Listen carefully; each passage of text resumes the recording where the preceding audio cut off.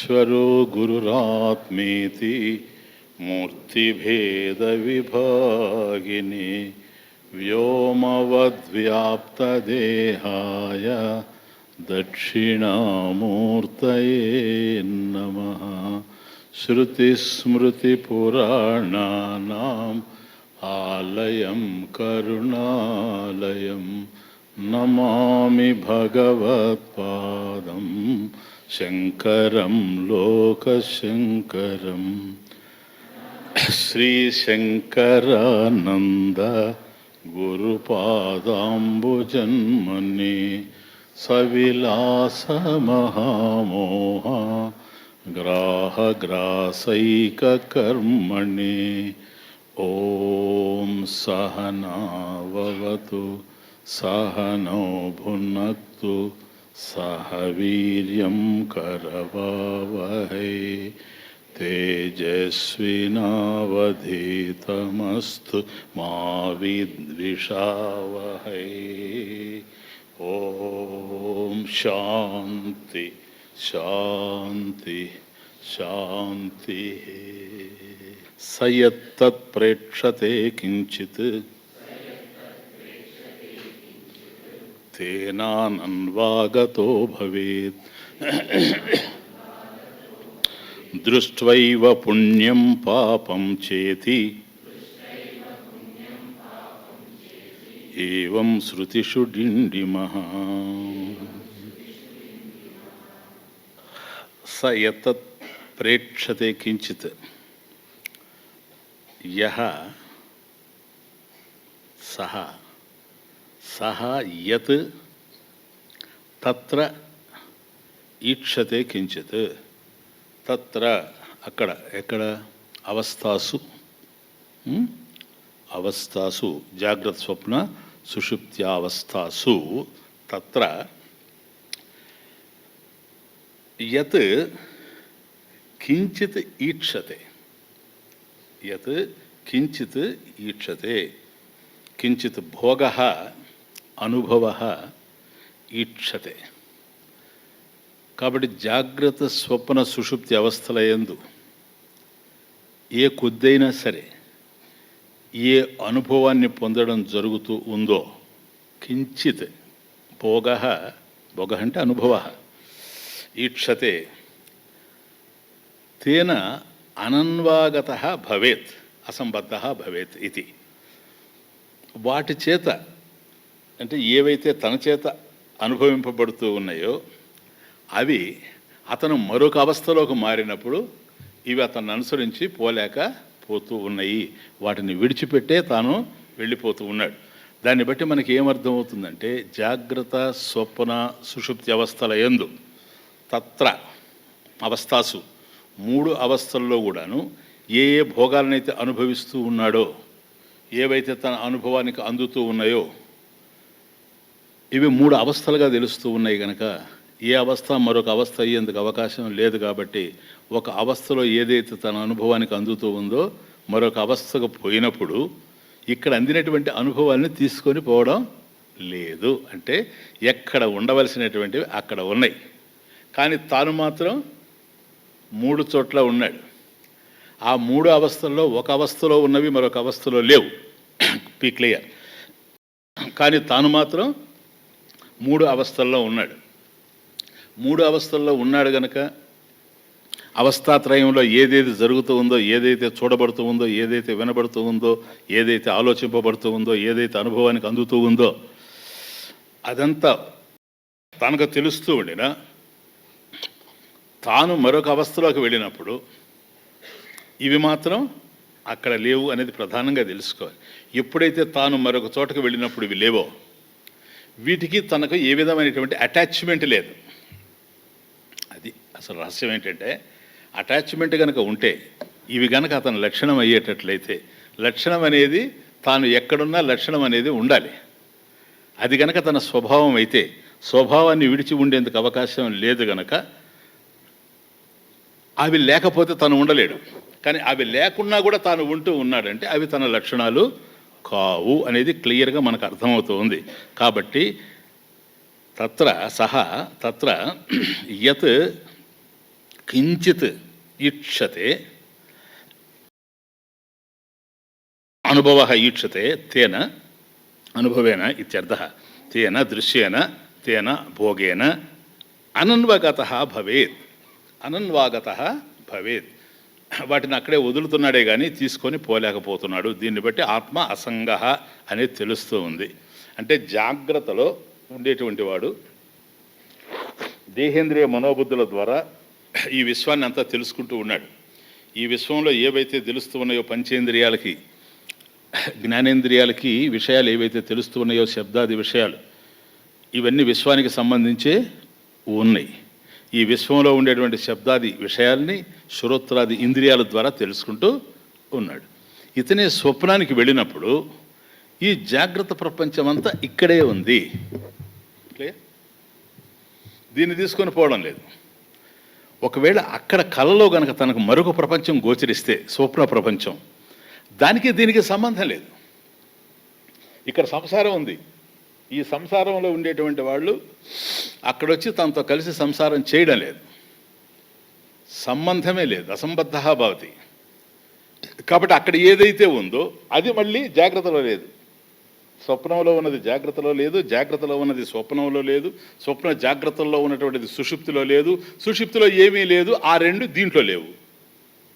కాబట్టి ఏ అవస్థలో ఎత్ర ఏ అవస్థ యందు సుషుప్త్యాది అవస్థాసు ఎక్కడెక్కడ ఏవేవైతే ఉండాలనో అవి ఉండినా సహా ఆత్మ ఏదైతే ఉందో ఇది అన్నిట్లో ఉంటూ ఉంది. Invariable presence. మర్చిపోబకండి, సెకండ్ అధ్యాయ. అవన్నీ మార్పు చెందుతూ ఉన్నాయి. ఇది మార్పు లేనటువంటి సంవిత్ చైతన్యం, మార్పు లేనటువంటి చైతన్యం.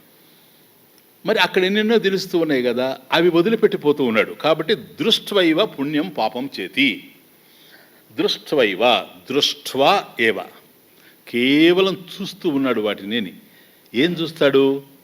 పుణ్యపాపాలని చూస్తూ ఉన్నాడు.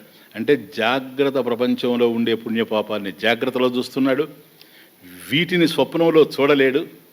స్వప్నంలో ఉండేటువంటి పుణ్యపాపాలని స్వప్నంలో చూస్తున్నాడు, దాన్ని జాగ్రత్త సుషుప్తిలో చూడలేడు. సుషుప్తిలో రెండూ లేవు కనుక చూసే ప్రశ్న లేదు, సాక్షిగా ఉన్నాడు కాబట్టి. కాబట్టి పుణ్యపాపాలు అనేటువంటిది యాబ్స్ట్రాక్ట్, దాన్ని చూడడం అనేటువంటిది లేదు. పుణ్యం అనేది పాపం అనేది చూడలేం. వాటి యొక్క ఫలితాన్ని చూస్తాం. పుణ్యస్య ఫలం సుఖం, పాపస్య ఫలం దుఃఖం. కాబట్టి సుఖ దుఃఖాలని చూస్తాం, అది అనుభవిస్తూ ఉండేటువంటి తేన అనన్వగత భవేత్ అని అనడంలో తేన దృశ్యేన తేన భోగేన, ఆ సుఖ దుఃఖాది భోగాలు ఏవైతే ఉన్నాయో వాటిని ఆయా దశల్లో చూస్తున్నాడే కానీ వాటికి సంబంధించి లేడు. బాగా అర్థం చేసుకోండి. చూసేవాడు చూడబడేదానికన్నా అన్యంగా ఉన్నాడు.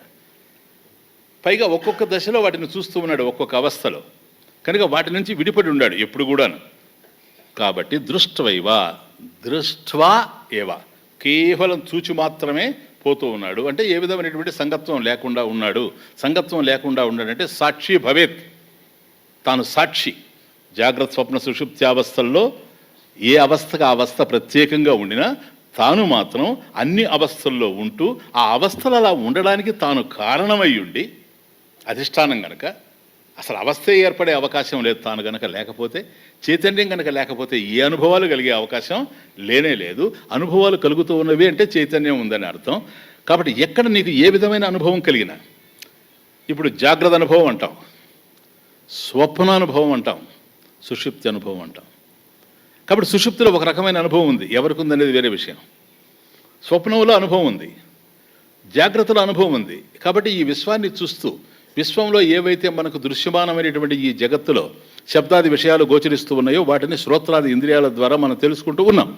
ఇలా తెలుసుకుంటూ ఉండామనేటువంటి దాన్ని ఏది ప్రకాశింపజేస్తూ ఉంది? ఇదే స్వప్నంలో ఉండేటువంటి విషయాల్ని ప్రకాశింపజేస్తూ ఉంది. కాబట్టి జాగ్రత్తను ప్రకాశింపజేస్తూ జాగ్రత్త కన్నా భిన్నంగా ఉంది అని ఎలా చెప్పగలవు? ఇదే స్వప్నంలో ఉంది కనుక. మరి స్వప్నంలో అది ఉండొచ్చు, ఇది అక్కడ ఉండాలి కదా. అది ఉంటే దాని లక్షణం ఏంటంటే ఇది ఉండాలి. కాబట్టి ఏ అవస్థకు ఆ అవస్థ వేరుగా ఉన్నాయి. ఈ 3 అవస్థల్ని ప్రకాశింప చేస్తూ వాటిలో ఉంటూ అవి ఉండడానికి కారణమవుతూ వాటికి అసంగంగా అన్అటాచ్డ్గా ఉండేటువంటిది చైతన్యం. సహ ఆత్మ ఏవ. ఈ విషయాన్ని ఏవం ఈ విధంగా శృతిషు డిండిమః, దట్ ఇస్ ద కనెక్షన్. శృతిషు, కాబట్టి శృతులు ఈ విషయాన్ని భేరీ నినాదం, ఎందుకంటే సత్యం గనక మ్రోగిస్తూ ఉన్నాయట. వేదాంత భేరి.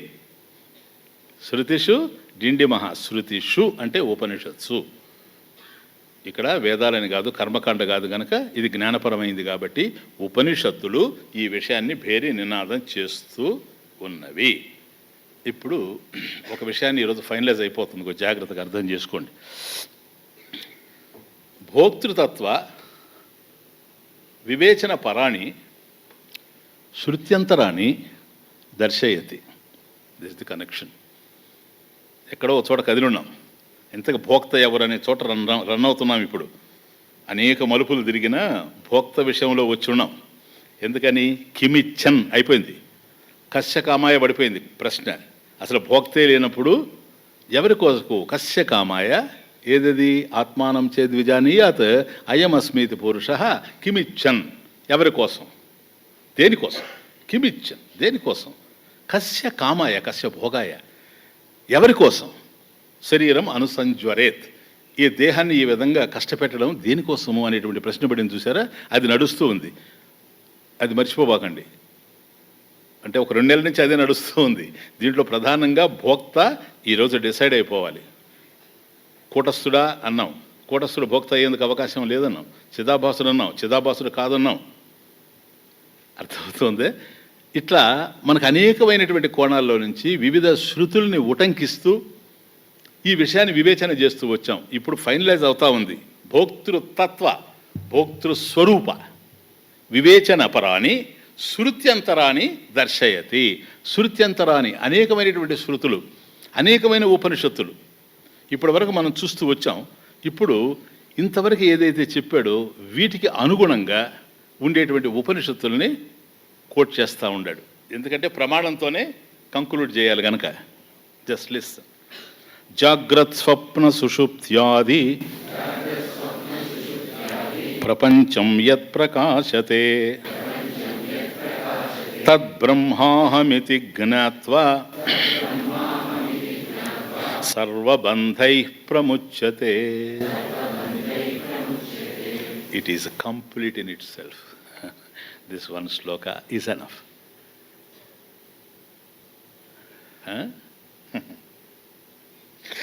Vedanta in a nutshell. Finish. మొత్తం ఉండిపోయింది. శృత్యంతరాణి అనేకమైనటువంటి శృతులు ఇక్కడ కోట్ చేయబడుతూ ఉన్నాయి. ముఖ్యంగా 3 శృతులే కోట్ చేయబడుతూ ఉన్నాయి. ఆ 3 కూడా వాస్తవానికి 2. అందులో ఇప్పుడు మొదటిది కైవల్య శృతి. This shloka is from Kaivalyopanishad. గతంలో చెప్పున్నాను, మీకు అందరికీ జ్ఞాపకం ఉంటే నేను వెళ్ళిపోవచ్చు. కొత్త వాళ్ళు ఉన్నారు కదా చెప్తా. మరి విన్న వాళ్ళకి కొత్తగా ఉంటుంది కనుక. కారణం మీరు మర్చిపోవడంలో ఉందో, నేను కొత్తగా చెప్పడంలో ఉందో, ఏదో ఉంది మొత్తానికి కారణం. Just listen. జాగ్రత్త స్వప్న సుషుప్త్యాది ప్రపంచం. మనకు ప్రపంచము అంటే పంచభూతాలతో గోచరించేటువంటి ఈ ప్రపంచం అనే మనకు అర్థం. ప్రపంచ అసలు అదే ఉద్దేశం, అదే పంచభూతాలతో తెలిసేటువంటి ఈ ప్రపంచం అని. అందువల్ల మన వేదాంత శాస్త్రానికి ఇతర తాత్విక గ్రంథాలకి మత గ్రంథాలకి ప్రధానమైనటువంటి తేడా ఇక్కడే ఉంది. కాబట్టి ఈ ప్రపంచాన్ని చూచి, ఈ ప్రపంచంలో ఉండేటువంటి కష్టసుఖాలని చూచి, సుఖదుఖాలని చూచి, ఇక్కడ ఉండేటువంటి అనుభవాన్ని చూచి, వాటిని వివేచన చేసి, వాటి మీద ఏదో ఒక సిద్ధాంతానికి వచ్చి దీనికి కారణం ఏదో ఉందని, ఆ కారణాన్ని నమ్ముకుంటే మనం తరించిపోతామని ఇటువంటి సిద్ధాంతాలన్నీ కూడా తయారైపోయినాయి. ప్రపంచం అంటే ఇదొక్కటే కాదు, జాగ్రత్త ప్రపంచం ఒక్కటే కాదు. ఎందుకని? ప్రపంచం ఇది అని ఎందుకు చెప్తున్నావు నువ్వు? నీ అనుభవానికి అందుతూ ఉంది కనుక. ఈ ప్రపంచమే కాదు నీ అనుభవానికి అందేది, స్వప్న ప్రపంచం కూడా నీకు అనుభవానికి అందుతూ ఉంది. సుషుప్తి కూడా నీ అనుభవంలోనే ఉంది. మూడు వ్యవస్థలు నీ అనుభవంలోకి అందుతూ ఉండేటప్పుడు ఒక వ్యవస్థను మాత్రమే తీసుకొని, ఒక అవస్థను తీసుకొని ఆ అవస్థనే విశ్లేషించుకుంటూ దాని గురించే నిర్ణయం చేసేటువంటి సిద్ధాంతం ఎట్లా సంపూర్ణమవుతుంది ఒక్కసారి మీరు ఆలోచించండి. టోటల్. కాబట్టి ప్రపంచం అంటే ఇతర తాత్వికమైనటువంటి శాస్త్రాలు చెప్పేటువంటి ప్రపంచం వేరే, వేదాంతం చెప్పే ప్రపంచం వేరే. ప్రపంచం అన్నప్పుడు జాగ్రత్త, స్వప్న, సుషుప్తి, ఆది, ఓకే, ఎట్సెట్రా కూడాను 3 ఉన్నట్టు తెలుస్తాయి, ఇంకా ఉన్నాయి. జాగ్రత్త, స్వప్న, సుషుప్తి, ఆది. మనకు తెలిసేది 3 అవస్థలు, అవస్థాత్రయం, జాగ్రత్త, స్వప్న, సుషుప్తి. కానీ అవస్థలను చూసినప్పుడు అనుభవానికి అందేది అవస్థ అవుతూ ఉంది కనుక ఈ అవస్థలు వేరేవి కూడా ఉన్నాయి. ఉదాహరణకు మూర్ఛ అది అవస్థే, అది ఆల్మోస్ట్ మనకు సుషుప్తి కింద దోయాలి దాన్ని. ఎందుకంటే మూర్ఛలో ఎవడు కలగట్లేడు, మూర్ఛలో ఎవడికి ప్రపంచం తెలిసి రాదు.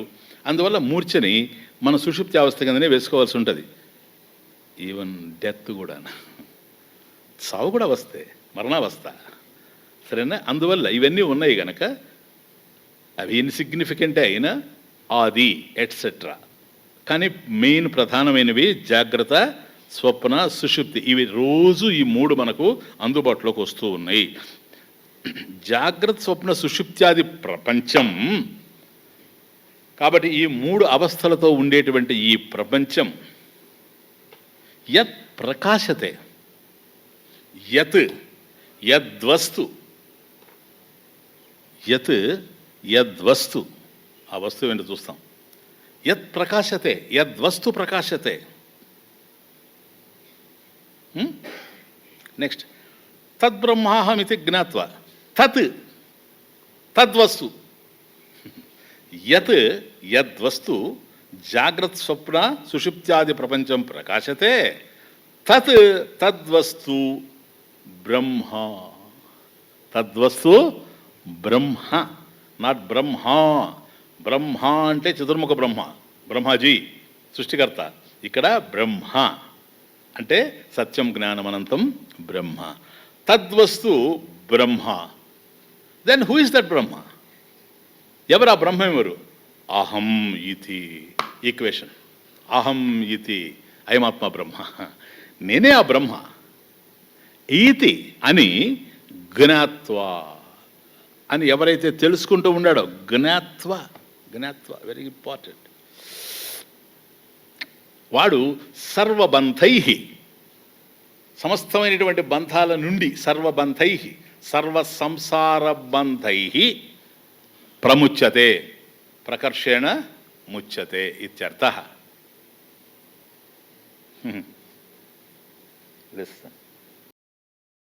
ప్రపంచంలో విచారించి చూస్తే 2 విషయాలు ఉన్నాయి, విచారించదగినవి. ఒకటి త్వం, నీవు. ఎందుకని? అసలు విచారించేవాడివి నువ్వు కనుక, ఎంక్వైరర్, విచారించేటువంటి వాడివి నువ్వు కనుక. మొత్తం టోటల్గా మనం ఆలోచించినప్పుడు ప్రధానమైనటువంటివి 2 ఉన్నాయి. ఒకటి నీవు, త్వం. 2 ఏమిటి స్వామీజీ? నత్వం, నువ్వు కానివి, అంతే. అవేమన్నా కానీ నువ్వేమన్నా ఊహించుకో.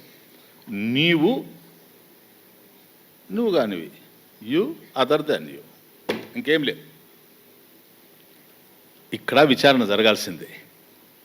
ఈ రెండిట్లో ఏది సత్యమో తెలియాలి. ఈ విధమైనటువంటి విచారణ సాగించడాన్ని ప్రక్రియ అంటారు. ప్రక్రియ అంటే ప్రక్రియని హ్యాండిల్ చేసింది శాస్త్రము అని అంటే సత్యం చేతికి అందిందనే అర్థం. గురువు కనుక సక్రమంగా హ్యాండిల్ చేయగలిగి, శిష్యుడు శ్రద్ధాభక్తులతో కనుక వినగలిగితే అది ప్రక్రియ అంటే. కాబట్టి సత్యం ఏది? నేను కానిదే. త్వం నత్వం, నీవు కానిది. అహం నాహం, నేను కానిది. ఈ రెండిట్లో ఏది సత్యము అనేటువంటి ప్రశ్న పడ్డప్పుడు ఈ ప్రక్రియలు ప్రధానంగా ముందుకు వస్తాయి. విషయీ ప్రక్రియ, ద సబ్జెక్ట్ ఆబ్జెక్ట్ రిలేషన్షిప్ కదా. విషయీ నువ్వు, విషయం ప్రపంచం తెలుస్తూ ఉంది. ఏది తెలిసినా అది జాగ్రత్త కానీ, స్వప్నం కానీ, సుషుప్తి కానీ, నీకు ఏదైతే తెలుస్తూ ఉందో అది విషయం, ఆబ్జెక్ట్, నువ్వు సబ్జెక్ట్. ఈ రెండిట్లో సత్యమేది, కిం సత్యం ఇది. విషయీ ప్రక్రియ, దృశ్య ప్రక్రియ, చూచేవాడు చూడబడేది. సృష్టి ప్రక్రియ, అసలు ఈ క్రియేషన్ అనేది ఎట్లా జరిగింది, ఇదంతా మనం చూచాం 2వ అధ్యాయంలో 3వ ప్రకరణంలో చూసేసాం ఇవన్నీ కూడా. సృష్టి ప్రక్రియ, అవస్థాత్రయ ప్రక్రియ. కాబట్టి 3 అవస్థల్ని అనుభవిస్తూ ఉన్నాం. 3 అవస్థల్ని అనుభవించేటువంటి నీవు త్వం అసి, నువ్వు ఉన్నావు కదా. నువ్వు ఉన్నావు అని అంటే నీ చేత అనుభవింపబడేటువంటి అవస్థలు కూడా ఉన్నాయి. చూడండి, ఉన్నవి అన్నప్పుడు నువ్వు ఉన్నావు, నీ చేత అనుభవింపబడేటువంటి అవస్థలు ఉన్నాయి. ఈ రెండిట్లో ఏది సత్యం? ఇది ప్రక్రియలో తేలుతుంది. ఇది అవస్థాత్రయ ప్రక్రియ, దీన్ని వివేచన చేయాలి. కాబట్టి నేనేమిటి, నా చేత అనుభవింపబడేటువంటి ఈ జాగ్రత్త స్వప్న సుషుప్తి ఆది ప్రపంచం ఏంటి, దీంట్లో నేను సత్యమా, నాకన్నా అన్యంగా తెలిసేటువంటి ఇవి సత్యమా? ఇది సత్య వివేచన. దీనికి అవస్థాత్రయ ప్రక్రియ. ప్లీజ్, ఇది కైవల్య శృతి. వాస్తవం చెప్పాలంటే ఈ అవస్థాత్రయ ప్రక్రియ మాండూక్యోపనిషత్తులో పూర్ణంగా చర్చించబడింది. సరే, మీరు ఎలాగో విన్నారు నిజాం కాలేజ్ గ్రౌండ్లో మార్నింగ్ క్లాస్లో 15 రోజులు చెప్పాం మనం అవస్థాత్రయాన్ని. ఓకే, కానీ ఇక్కడ విచిత్రం ఏంటంటే అడిగినవాడు అశ్వలాయన మహర్షి కనుక, చెప్పినవాడు సాక్షాత్ బ్రహ్మదేవుడు కనుక, ఎటువంటి వాళ్ళు చూడండి, గురు శిష్యులు, స్టూడెంట్ ఎట్లున్నాడు, టీచర్ ఎట్లున్నాడు. అందువల్ల అంత విషయాన్ని ఈ ఒక్క దాంట్లోకి తీసుకొచ్చి ఒక శ్లోకంలో నింపేయడం జరిగింది. జాగ్రత్త స్వప్న సుషుప్త్యాది ప్రపంచం యద్వస్తు ప్రకాశతే, అది అక్కడ. తద్వస్తు బ్రహ్మ, తదేవ బ్రహ్మ, అదే బ్రహ్మము. ఏ బ్రహ్మము? సత్యం, జ్ఞానం, అనంతం బ్రహ్మ. తద్బ్రహ్మ అహమితి, అదే నేను అని జ్ఞాత్వ, తెలుసుకోవడం. ఎట్లా తెలుసుకుంటాడు? ప్రమాణేన. అది ప్రమాణేన జ్ఞాత్వ, ప్రమాకరణం ప్రమాణం గనక ప్రమాణేన, శాస్త్ర ప్రమాణేన జ్ఞాత్వ. శాస్త్ర ప్రమాణం ఎట్లా తెలుసుకుంటాడు? శాస్త్ర ప్రమాణం ద్వారా గురువు బోధిస్తాడు. గురువు ఎట్లా బోధిస్తాడు? జ్ఞాన వృత్తిని తయారు చేస్తాడు. అంతే. శాస్త్రాన్ని అందిస్తూ ఉంటే జ్ఞాన వృత్తి ఏర్పడుతుంది. అంతకుముందు అజ్ఞాన వృత్తి ఉంది, అది నాకు తెలియలేదు అనేది ఉంది. ఇది నాకు తెలిసింది అనేటువంటి జ్ఞాన వృత్తి అజ్ఞాన వృత్తిని నిర్మూలించడం వల్ల తన స్వరూపం తనకు తెలిసి వస్తుంది కనుక జ్ఞాన వృత్తి ద్వారా.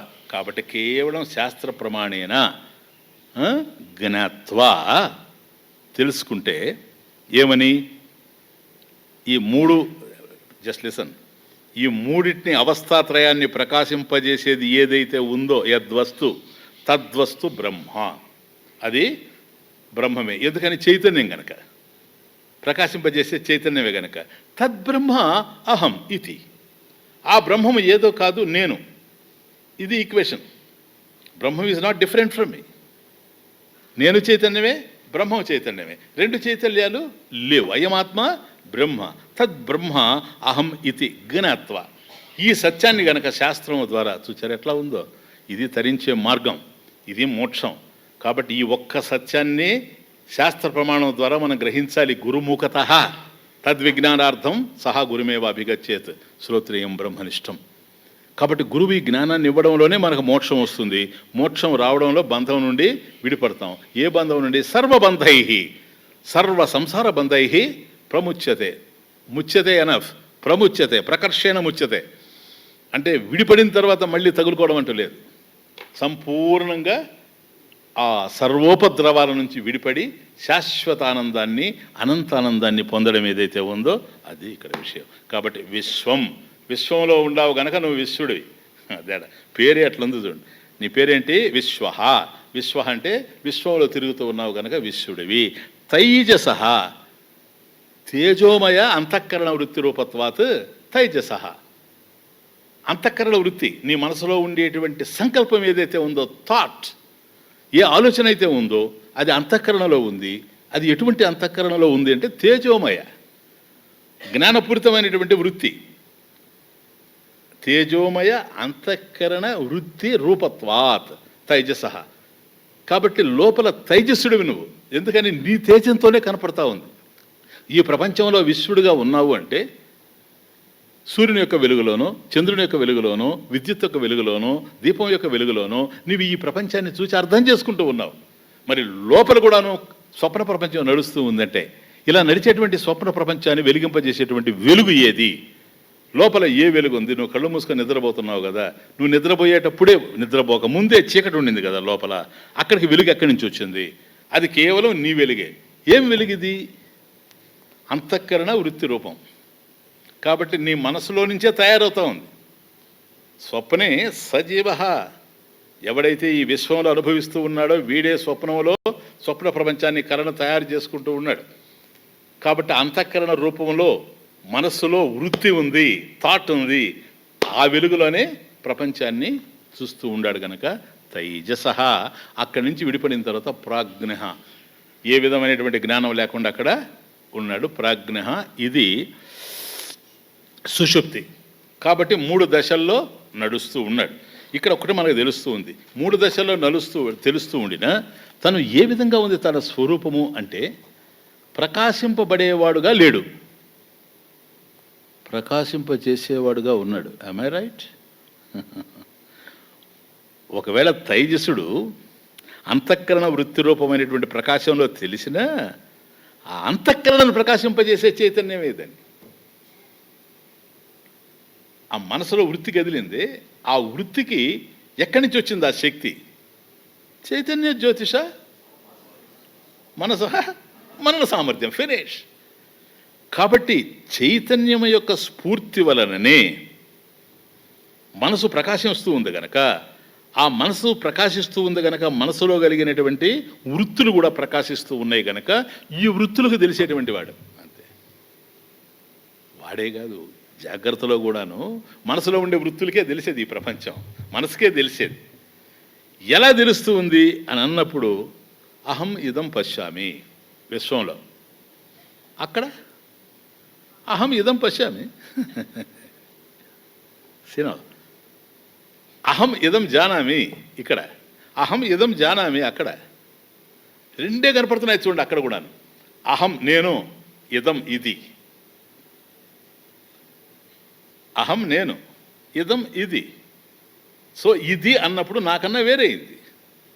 కాబట్టి దీనిని నేను చూస్తున్నాను అన్నప్పుడు చూచేటువంటి నేను చూడబడే దానికన్నా కూడాను వేరుగా ఉన్నాను. అది నన్ను చూడడం లేదు, నేను దాన్ని చూస్తున్నాను. కాబట్టి అది నన్ను ప్రకాశింపజేయడం లేదు. అది లేకపోయినా నేను ఉంటున్నా. Is the point. అది లేకపోయినా నేను ఉంటున్నా. ఇప్పుడు అహం ఇదం పశ్యామి, ఈ పూలమాలను నేను చూస్తున్నాను అనుకోండి. పూలమాల నన్ను చూస్తుందని కాదు, నేను పూలమాలను చూస్తున్నా. ఎందుకని? పూలమాల లేకపోయినా అహం ఇదం పశ్యామి. చూచారా? నేను మైకును చూస్తున్నా. ఇక్కడ రకరకాలైనటువంటి వాటిని ఇదం ఇదం ఇదం ఇదం ఇది ఇది ఇది ఇది అంటున్నా. ఇది అంటే ఇది అది కాదని అర్థం, అది అది కాదని అర్థం, అది ఇది కాదని అర్థం, ఇవన్నీ నేను కాదని అర్థం. మరి వీటి నుంచి విడిపడ్డప్పుడు నేను స్వప్నానికి వెళితే అక్కడ ఇదే మాట మాట్లాడుతున్నా. అహం ఇదం పశ్యామి, అహం ఇదం కరోమి, నీ పని చేస్తున్నా నేను అని మాట్లాడుతున్నాం. కాబట్టి అహం ఇదం నేను, నాకు తెలిసేది అది జాగ్రత్తలో ఉంది, స్వప్నంలో ఉంది. దాన్ని పక్కన పెట్టండి. ఈ రెండిట్లో ఎందుకు ఈ రెండే నేను ప్రధానం అంటున్నానంటే ఈ రెండిట్లో మనసు ఉంది. ఈ రెండిట్లో మనసు ఉంది. ప్రపంచం తెలిసేది మనసుకే, స్వప్న ప్రపంచం తెలిసేది కూడాను మనసుకే. కాబట్టి ఇదం అని మనం ఏదైతే అంటున్నామో అంటే అహం అన్నప్పుడు అహం వృత్తి, చైతన్యంగా అంటే ఆత్మని కాదు అర్థం. అహం అంటే అహం వృత్తి. క్లియర్గా ఉండండి. ఇంతకుముందు చెప్పాను, అహం అంటే అహం వృత్తి, ఇదం అంటే ఇదం వృత్తి. ఇదం వృత్తులు అనేకం, ఇదొకటి ఇదొకటి అదొకటి అదొకటి. ఇదం వృత్తయ ప్లూరల్. ఇది అనేది వృత్తులు. కానీ అహం వృత్తులు కాదు, అహం వృత్తి. వృత్తయ వృత్తిం ఆశ్రితా. అది కాబట్టి వృత్తులు వృత్తి మీద ఆధారపడి ఉన్నాయి. ఇదం వృత్తులు ఏవైతే నాకు తెలియబడుతూ ఉన్నాయో అవి అహం అనేటువంటి వృత్తి మీద ఆధారపడి ఉన్నాయి. క్లియర్గా పెట్టుకోండి. ఈ రెండు ఎక్కడున్నాయి? ఇదం వృత్తులు ఎక్కడున్నాయి, అహం వృత్తి ఎక్కడుంది? ఈ రెండు మనసులోనే ఉన్నాయి. కాబట్టి మనసు ఎక్కడైతే ఉందో తెలుసుకునేటువంటి నేను అనే వృత్తి ఒకటి కదులుతూ ఉంది. నాకు ఇది తెలియబడుతూ ఉంది, ఇది అనేటువంటి వృత్తి కదులుతూ ఉంది. అది అహం వృత్తి. ఇది ఇదం వృత్తి. Just listen. ఇవంతా మనసులోనే ఉన్నాయి కానీ మనసును దాటలేవు. మనసుకు సంబంధించినవి ఈ రెండు. కాబట్టి ఒకటి ప్రకాశింప చేస్తూ ఉంది, మరొకటి ప్రకాశింపబడుతూ ఉంది. జస్ట్ లైక్ ప్లీజ్, ఏదైతే ప్రకాశింపజేస్తూ ఉందో అది ప్రకాశింపబడేది కాదు. ఇది కూడా క్లియర్ చేసుకోండి. దీపం ఉంది, ఓకే. దీపం ఒక పుస్తకాన్ని ప్రకాశింపజేస్తూ ఉంది. దీపం యొక్క వెలుగులో నువ్వు పుస్తకం పెట్టుకొని చదువుకుంటున్నావు. ఒకవేళ దీపం లేకపోతే రాత్రి నువ్వు పుస్తకం చదవలేవు. కాబట్టి పుస్తకం అక్కడ ఉన్నది అనేదాన్ని ప్రకాశింపజేసేటువంటిది దీపం. పుస్తకంలో ఉండేటువంటి అక్షరాలన్నిటి కూడా ప్రకాశింపజేస్తూ ఉంది. అలా ప్రకాశింపబడేటువంటి వాటిని నువ్వు చూస్తూ ఉన్నావు. అలా ప్రకాశించడానికి కారణమైనటువంటి దీపంగా ఉంది. కాబట్టి ఏ దీపం అయితే పుస్తకాన్ని ప్రకాశింపజేస్తూ ఉందో అదే దీపం పుస్తకం కాలేదు. క్లియర్? పుస్తకం కాలేదు. సూర్యుడు ప్రకాశించిన తర్వాత సూర్యుని యొక్క ప్రకాశంలో ఓ పెద్ద చెట్టు తెలిసింది. సూర్యప్రకాశం, సూర్యోదయం జరిగింది. ఆ సూర్యోదయంలో మనకు ఎదురుగా ఒక పెద్ద చెట్టు కనపడతా ఉంది. కాబట్టి ప్రకాశింపజేసేది సూర్యుడు, ప్రకాశింపబడేది చెట్టు. కాబట్టి ప్రకాశింపజేసేటువంటి సూర్యుడు లేదా ప్రకాశించేటువంటి సూర్యుడు ప్రకాశింపబడేటువంటి చెట్టు కాలేడు. ఎవడైతే ప్రకాశింపజేస్తూ ఉంటాడో వాడు ప్రకాశింపబడేది కాలేడు. కాబట్టి జాగ్రత్త ఏదైతే ఉందో దాన్ని నేను ప్రకాశింపజేస్తున్నాను. అవునా కాదా? స్వప్నం, సుషుప్తి అవి మారుతున్నవా లేవా? వేరియబుల్స్ అవన్నీ. ఎందుకని? జాగ్రత్త స్వప్నం కాదు, స్వప్న సుషుప్తి కాదు. జాగ్రత్తలో ఉండేటువంటి విషయాలు స్వప్నంలో లేవు, జాగ్రత్తలో ఉండే అనుభవాలు స్వప్నంలో లేవు. స్వప్నంలో ఏ సుఖదుఖాది అనుభవాల్ని మనం పొందామో అవి జాగ్రత్తలో లేవు, అవి variables. But this is the invariable presence. This is the invariable presence of consciousness which is never lost at any time. Even in 3 states of waking, dream and deep sleep. జాగ్రత్త స్వప్నంలో లేదు, స్వప్నం సుషుప్తిలో లేదు, సుషుప్తి జాగ్రత్త స్వప్నాల్లో లేదు. కానీ నేను మాత్రం అవి ఉండడానికి ఆధారమైనటువంటి నేను, మార్పు చెందినటువంటి నేను, ఇన్వారియబుల్ ప్రెసెన్స్, నేను ఏదైతే ఉన్నానో చైతన్యాన్ని సంవిత్, నేను మూడిట్లో కూడాను ఉన్నాను. ఎలా ఉన్నాను? ప్రకాశింపజేసేవాడినిగా ఉన్నాను. No, it's not an ordinary word. కేవలం ప్రకాశింప చేస్తూ ఉంది అంతేనా? నేను ప్రకాశింప చేస్తున్నాననేటువంటి సంకల్పం ఉందే? ఒకవేళ ఉండిందనుకోండి, ఇప్పుడు సూర్యుడు ఉన్నాడు, ప్రకాశింపజేస్తూ ఉన్నాడు ఈ ప్రపంచాన్ని, మనకు ప్రపంచం గోచరిస్తూ ఉంది. తను ప్రకాశిస్తున్నాడు అంతే, ప్రకాశింప చేస్తున్నాడు కూడా is not right, to be very frank. తను ప్రకాశిస్తున్నాడు. He shines, that's all. తమేవ భాంతం అనుభాతి సర్వం, దట్స్ ఆల్. తను ప్రకాశిస్తూ ఉన్నాడు. తను ప్రకాశిస్తూ ఉంటే తన ప్రకాశంలో ఇవన్నీ కూడా మనకు ప్రకాశింపబడుతూ ఉన్నాయి. ఒకవేళ నేను ప్రకాశిస్తున్నానని కనుక సూర్యుడు అనుకుంటే 10:30 వరకు ప్రకాశించి ఇంకా ప్రకాశించండి రెస్ట్ అనొచ్చు. అది యాక్షన్ అంటే. కర్మ అంటే ఏంటి తెలుసా? 10:30కి సూర్యుడు రెస్ట్ తీసుకో, నో ఐఎమ్ రెస్టింగ్, ఉదయం నుంచి మండుతూ ఉన్నాను, ఎంత ఎవరి కోసం ఇదంతా, బా ఐ టేక్ రెస్ట్ అన్నాడు అనుకో, ఫినిష్. అనలేడు. ఎందుకో తెలుసా? కర్మ కాదు అది.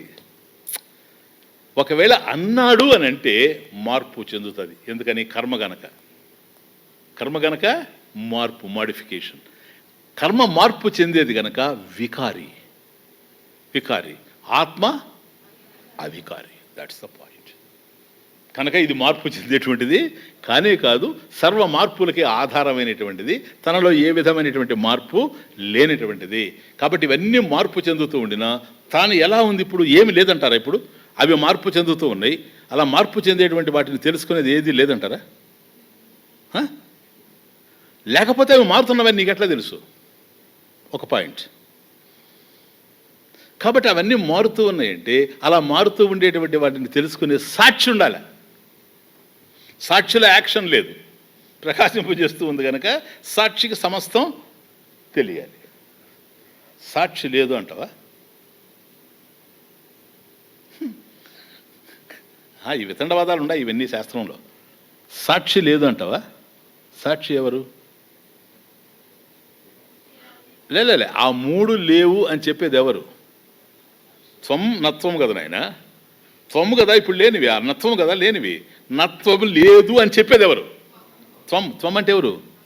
నువ్వే కదా. సాక్షి లేదంటే నేను లేను అని అర్థం. సాక్షి నాస్తి అంటే అహం నాస్తి అని చెప్పేది ఎవడు?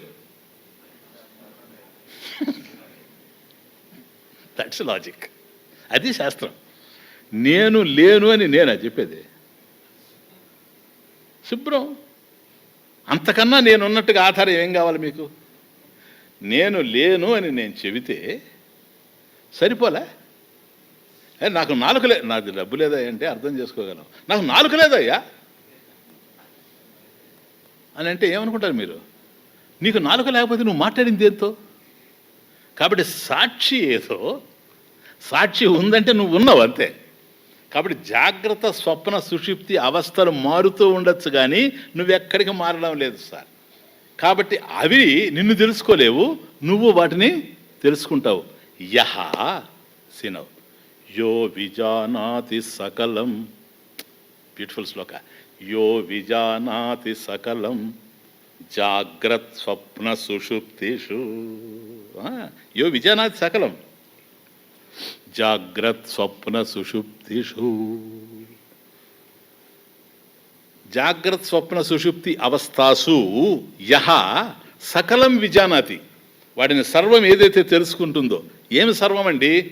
బుద్ధి తద్వృత్తి సద్భావం అభావమహమిత్యయం. శంకర ప్రకరణ గ్రంథంలో యో విజానాతి సకలం జాగ్రత్త స్వప్న సుషుప్తిషు. ఈ జాగ్రత్త స్వప్న సుషుప్తి అవస్థలో ఏందో యహ, ఏ చైతన్యం అయితే తెలుసుకుంటూ ఉందో దేనిని? బుద్ధి, మనసుని తెలుసుకుంటా ఉంది. తద్వృత్తి సద్భావం, ఆ మనసులో ఉండే వృత్తుల్ని తెలుసుకుంటూ ఉంది. బాగా అర్థం చేసుకోండి. మనసును తెలుసుకుంటూ ఉంది, మనసులో ఉండే వృత్తుల్ని తెలుసుకుంటుంది. ఆ రెండింటికి డిఫరెన్స్ ఏంటి స్వామీజీ? వృత్తులు వస్తూ పోతూ ఉంటాయి, మనసు ఉంటేనే. కాబట్టి ఏ వృత్తి వచ్చినా ఆ వృత్తిని ప్రత్యేకంగా తెలుసుకుంటూ ఉంది, మనసును టోటల్గా తెలుసుకుంటూ ఉంది. బుద్ధి తద్వృత్తి సద్భావం, వృత్తులతో కలిగినటువంటి మనసుని తెలుసుకుంటుంది. అభావం, వృత్తి అభావం, అసలు ఆలోచనలే లేకుండా కూడా మనసు ఉంది. ఎక్కడ? సుషుప్తిలో, గాఢ నిద్రలో.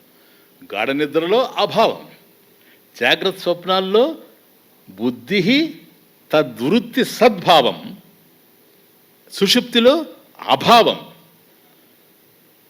ఈ మూడింటిని సకలం విజానాతి, అది కనెక్షన్, అన్వయం. సకలం విజానాతి ఎవరండి తెలుసుకునేది? బుద్ధి తద్వృత్తి సద్భావం అభావం అహం ఇది అయం అహమిత్యయం. అయం ఈ ఆత్మ. ఈ ఆత్మ నేనే. కనుక మూడు అవస్థల్లో ఏవి మార్పు చెందుతూ ఉండినా ఆ మార్పు చెందేటువంటి మూడింటిని తెలుసుకునేటువంటి ఆత్మ మార్పు లేని వాడినై ఉన్నాను. మనసులో ఆలోచనలుంటే నాకే తెలుస్తాయి. మనసులో ఏ ఆలోచనలు లేకపోయినా నేను ఉంటాను. అవి లేకపోయినా నేను ఉండేటప్పుడు అవి నా లక్షణాలు అయ్యేందుకు అవకాశం లేదు. నేను జాగ్రత్తలో ఉన్నాను, అండర్స్టాండ్. నేను సుషుప్తిలో ఉన్నాను, లేకపోతే ఉండవు, స్వప్నంలో ఉన్నాను, అవన్నీ ఉన్నవి, నేను ఉన్నాను, అవి లేవు. అహమేవ సత్యం.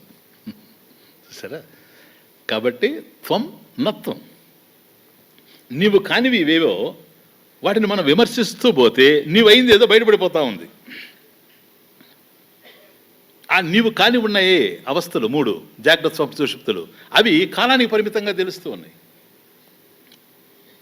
దేశాలు పరిమితంగా తెలుస్తూ ఉన్నాయి, ఒక్కొక్క అవస్థలో మళ్ళీ భిన్నంగా.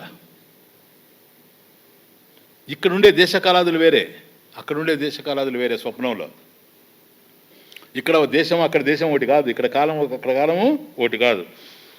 కానీ కాలానికి పరిమితం కాకుండా ఉండేవాడిని కాబట్టి అక్కడ నాకు సుఖ దుఃఖాలు కలుగుతాయి.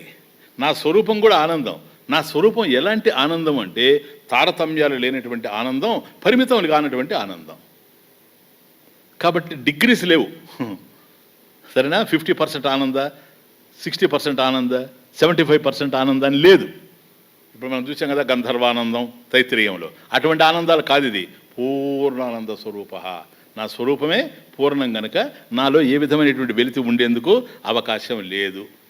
అట్టి నేను యద్వస్తు ప్రపంచం ప్రకాశతే, అది ఆడ యత్ ప్రకాశతే, ప్రపంచం యత్ ప్రకాశతే. ఆ విధంగా మార్పు లేకుండా ఉండేటువంటి సత్యం సంవితి ఏదైతే ఉందో చైతన్యం, అది ప్రకాశింపజేస్తూ ఉంది. ఇది సాక్షి, ఇది సాక్షి. ఆచార్య వారు అంటారు ఒక చోట, యత్ సాక్షి జయతి, జయతి అనే పదం అంటే ఇట్ రియలీ విన్స్ అని, అదే జయిస్తుంది అని అర్థం. అంటే అన్నిటినీ జయించేది ఒకటి ఉంది, దాన్ని జయించేది ఇది అని అర్థం. వివేక చూడమని అన్నిటినీ ఏం జయిస్తుందండి చెప్పండి? అన్నిటినీ అందరినీ జయించేది ఏది? మృత్యు. మృత్యు, చావు. మృత్యువుని జయించేది సదాశివ. అందువల్ల మృత్యుంజయ, మృత్యుంజయుడు. మృత్యుంజయుడు అనే పేరు ఎందుకు వచ్చిందంటే మృత్యువుని కూడా తాను జయిస్తాడు కనుక. ఎందుకని? మృత్యువు కూడా నువ్వు కాదు, నత్వం. జన్మ నువ్వు కాదు, మృత్యువు నువ్వు కాదు, అవి కూడా నీకు తెలుస్తూ ఉన్నాయి. జన్మ నువ్వు తెలుసుకుంటూ ఉన్నావు, మృత్యువు నువ్వు తెలుసుకుంటూ ఉన్నావు కనుక నీ చేత తెలియబడుతూ ఉన్నాయి. కాబట్టి వాటిని కూడా నువ్వు ప్రకాశింపజేస్తూ ఉన్నావు కనుక నువ్వు నశించేటువంటి వాడివి కానే కాదు. కాబట్టి ఈ 3 అవస్థల్లో మనకు ప్రధానంగా ఒకటేనాయన, అవస్థలు కాదని ఎట్లా చెప్తావా? అనుభవిస్తున్నావు కదంటే ఒక్కటే చెప్పండి, ఆ అవస్థే నేనైతే ఎప్పుడు ఆ అవస్థలో నేను ఉండగలిగి ఉండాలి. ఇదొక లాజిక్ వినండి. జాగ్రత్త అవస్థ నేనైతే నేను ఎప్పుడు మేల్కొనే ఉండాలి, అప్పుడే నేను జాగ్రత్త అవస్థ. ఎవడైనా ఉండాడు అట్లాంటి వాడు? లేనే లేడు. పోని సుషుప్తి నేను అంటామంటే ఎప్పుడు నిద్రపోవాలా. వాడు కుంభకర్ణుడైనా 6 months తర్వాత లేవాల్సిందే.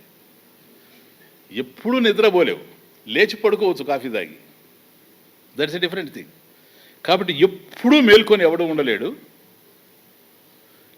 ఎప్పుడు పడుకొని నిద్రపోతూనే ఉండలేడు, అట్లా నిద్రపోకుండా కూడా ఉండలేడు.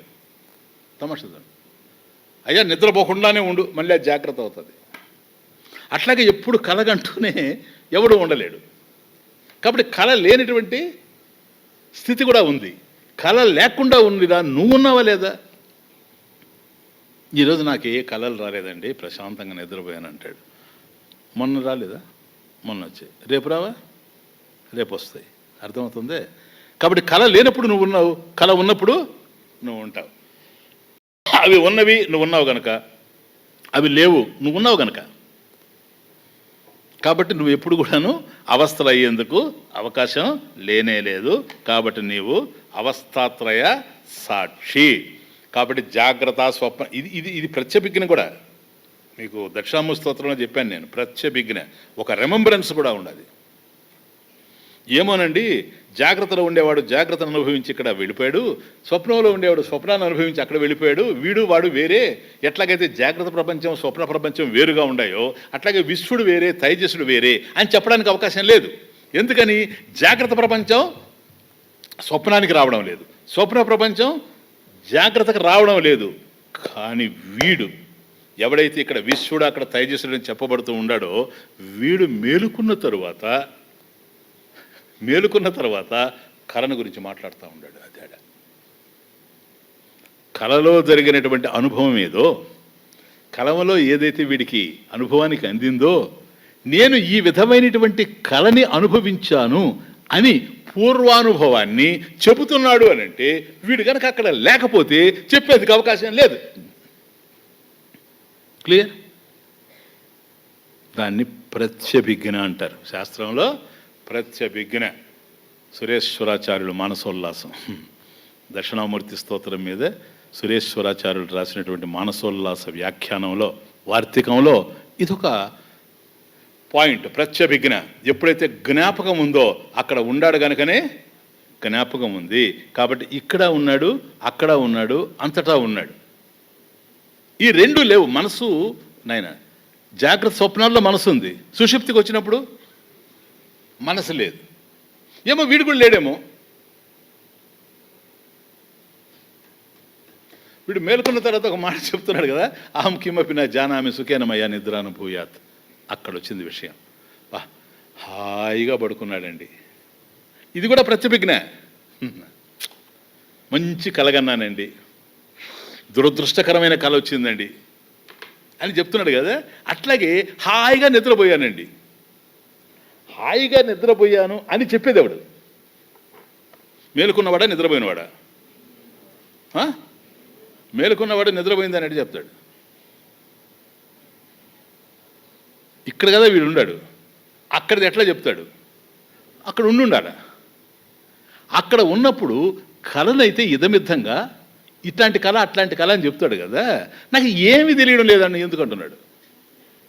ఎందుకో తెలుసా? ఇక్కడ చెప్పేది మనసు కదా, ఇప్పుడు మాట్లాడేది ఇది అక్కడ లేదు, యాబ్సెంట్. జాగ్రత్త స్వప్నాల్లోనే మనసు ఉంది. జాగ్రత్త స్వప్నాలు మనసుకు సంబంధించి ఉన్నవి. మనసును దాటినటువంటి స్థితిలో మనసే లేదు కనుక వృత్తులు కలిగేటువంటి అవకాశమే లేదు. కాబట్టి ఏమీ తెలియకుండా ఉన్నాడు. వృత్తులు ఉంటే మళ్ళీ చెప్పేస్తాడు ఇది ఇదని. ఏం లేదు, నా వెలుగుంది, సీన్ మీకు బాగా అర్థమవుతుంది. ఒక టార్చ్ లైట్ ఉంది, నైట్ టైం అంతా చీకటిగా ఉందనుకోండి, ఇదంతా కరెంటు ఆఫ్ అయిపోయింది, అంతా చీకటిగా ఉంది. ఇప్పుడు నా దగ్గర ఒక టార్చ్ లైట్ ఉంది, ఆడికి వచ్చి అట్లా వేస్తాను, కనపడతాడు. ఎవరి మీద వేస్తే వాళ్ళు కనపడతారు, ఏ వస్తువు మీద వేస్తే ఆ వస్తువు కనపడుతుంది కదా. టార్చ్ లైట్ వెలుగుతూ ఉందా లేదా? సపోజ్ ఇదే టార్చ్ లైట్ ఆకాశం మీదకి తిప్పాను అనుకోండి, ఇప్పుడు టార్చ్ లైట్ వెలుగుతుందా లేదా? మళ్ళీ ఇట్లా అంటే నువ్వు కనపడుతున్నావు, అట్లాంటి చెట్టు కనపడతా ఉంది. ఇట్లా అన్నాను అనుకోండి, అసలు నీకు టార్చ్ లైట్ వెలుగుతున్నట్టే తెలియదు. తెలుస్తుందా? ఎందుకని? అప్పుడు దాన్ని వెలగడం లేదంటావా నువ్వు? స్వామీజీ నాకేం కనిపించడం లేదు కనుక వెలగడం లేదని చెప్తావా? అది వెలుగుతూ ఉంది, నీకెందుకు కనిపించడం లేదంటే దాని చేత ప్రకాశింపబడేది లేదు, అందువల్ల నీకు తెలియడం లేదు. కాబట్టి సుషుప్తిలో వృత్తులు ఎప్పుడైతే లేవో, ఇదం వృత్తులు ఏవి నీకు తెలిసే అవకాశమే లేదు కనుక అహం వృత్తి కూడాను అహమే లేనకేపి. అహము అనేటువంటిది అహం వృత్తి ఉంది, అది కూడా లయించిపోయింది కదా. నేనెక్కడ లయించాను? అహమి లీనకేపి అలయ సత్తయ, సద్రూపంగా నేనున్నాను. ఒకవేళ నేను కూడా లేకుండా పోయానా వాడు లేచే ప్రశ్నే లేదు, ఇంకా నలుగురు లేపడమే. అర్థమవుతుంది ఇప్పుడు? కాబట్టి జాగ్రత్త స్వప్న సుషుప్తి ఈ మూడు అవస్థల్లో కూడాను జాగ్రత్త స్వప్నాల్లో మనసు ప్రధానంగా ఉంది. ఈ రెండు కూడాను మనసుకే తెలుస్తున్నాయి. మనసులో రెండు తెలుస్తూ ఉన్నాయి, అహం వృత్తి ఇదం వృత్తి. ఈ రెండులో నేనెవరు కాదు, రెండింటి ప్రకాశింపజేస్తున్నా. అది పాయింట్. రెండింటినీ వస్తాను, రెండింటి ప్రకాశింపజేస్తున్నా. ఇప్పుడు అహంవృత్తి అనేసావనుకో, అక్కడ లేడు సుషుప్తిలో, అక్కడ లయించిపోయాడు. కానీ నేను ఉన్నాను సుషుప్తిలో కూడా, నేను లేకుండా పోలేదు. కాబట్టి 3 చోట్ల నేనున్నాను. కానీ మనసు ఉన్న చోట నీకు తెలుస్తూ ఉంది, ప్రత్యభిజ్ఞ తెలుస్తూ ఉంది. కానీ అనుమాన ప్రమాణం చేత ప్రాజ్ఞుడి యొక్క సత్తా కూడా మనకు తెలుస్తూ ఉంది. అక్కడ ఏమీ తెలియడం లేదు అంటే కూడాను ఏమీ తెలియని దాన్ని తెలుసుకునే నేను ఉన్నాను కనుకనే నిద్ర లేచిన తర్వాత నేను హాయిగా నిద్రపోయాను అని చెప్పగలుగుతున్నాను. అక్కడ ఏదైతే ప్రకాశింపజేస్తూ ఉందో అంటే మనసు, ఆ వృత్తులు, మనసు అభావం, సద్భావం అభావం రెండూ లేనటువంటి చోట, మనసే లేనటువంటి చోట ఇదం వృత్తులు, అహం వృత్తి రెండు కూడా లయించినటువంటి దశలో ఆ రెండింటిని ప్రకాశింపజేసేది ఏదైతే ఉందో అది నేను. అక్కడ ఏమీ లేదు కనుక ఏమీ లేని దాన్ని ప్రకాశింపజేస్తాను. ఏదన్నా ఉంటే ఉన్నదాన్ని ప్రకాశింపజేస్తాను, అది నేను కాదు. ఏమీ లేకపోతే లేనిదాన్ని ప్రకాశింపజేస్తాను, అది నేను కాదు. ఇప్పుడు అర్థమైందా బౌద్ధ మతం ఎక్కడ కాలు జారిందో? ఇక్కడ ఇది నేను అనడం, ఏది తెలియనటువంటి శూన్యాన్ని నేను అనడం వల్ల బౌద్ధ మతంలో శూన్యం వచ్చి కూర్చున్నది. నిర్వాణం అంటే ఏంటంటే శూన్యం, సర్వం శూన్యం, శూన్యం సర్వం శూన్యం, శూన్యం. శూన్యం ఎక్కడ వచ్చింది? శూన్యాన్ని చెప్పేవాడివి నువ్వు ఉన్నావు కదా, నువ్వు ఉన్నప్పుడు శూన్యం ఎక్కడి నుంచి వస్తుంది? That is the point. కాబట్టి మనసును దాటినటువంటి స్థితిలో ఏదైతే సుషుప్తి ఉందో దాన్ని కూడా ప్రకాశింపజేసేటువంటి చైతన్యం నీవు అయ్యి ఉండవు. అది వింత ఉంది. చూడండి మైండ్ ఎక్కడ ఉందో. వింత ఉంది, చింత ఉంది, నిశ్చింత ఉంది. వివిధ ప్రత్యయ గమ్యం ప్రపంచం, విశ్వం. వింత ఉంది, ఇది స్వప్నంలో లేదు. చింత ఉంది, స్వప్నంలో ఏముంది? కేవలం మానసికమైనటువంటి మెంటల్ క్రియేషనే కదా చింత, మానసికమైన చింతన. వింత ఉంది, చింత ఉంది, విశ్వతైజస దాటి ప్రాజ్ఞుడు తెరిపోతే నిశ్చింత ఉంది. ఏది చింత? ఏది?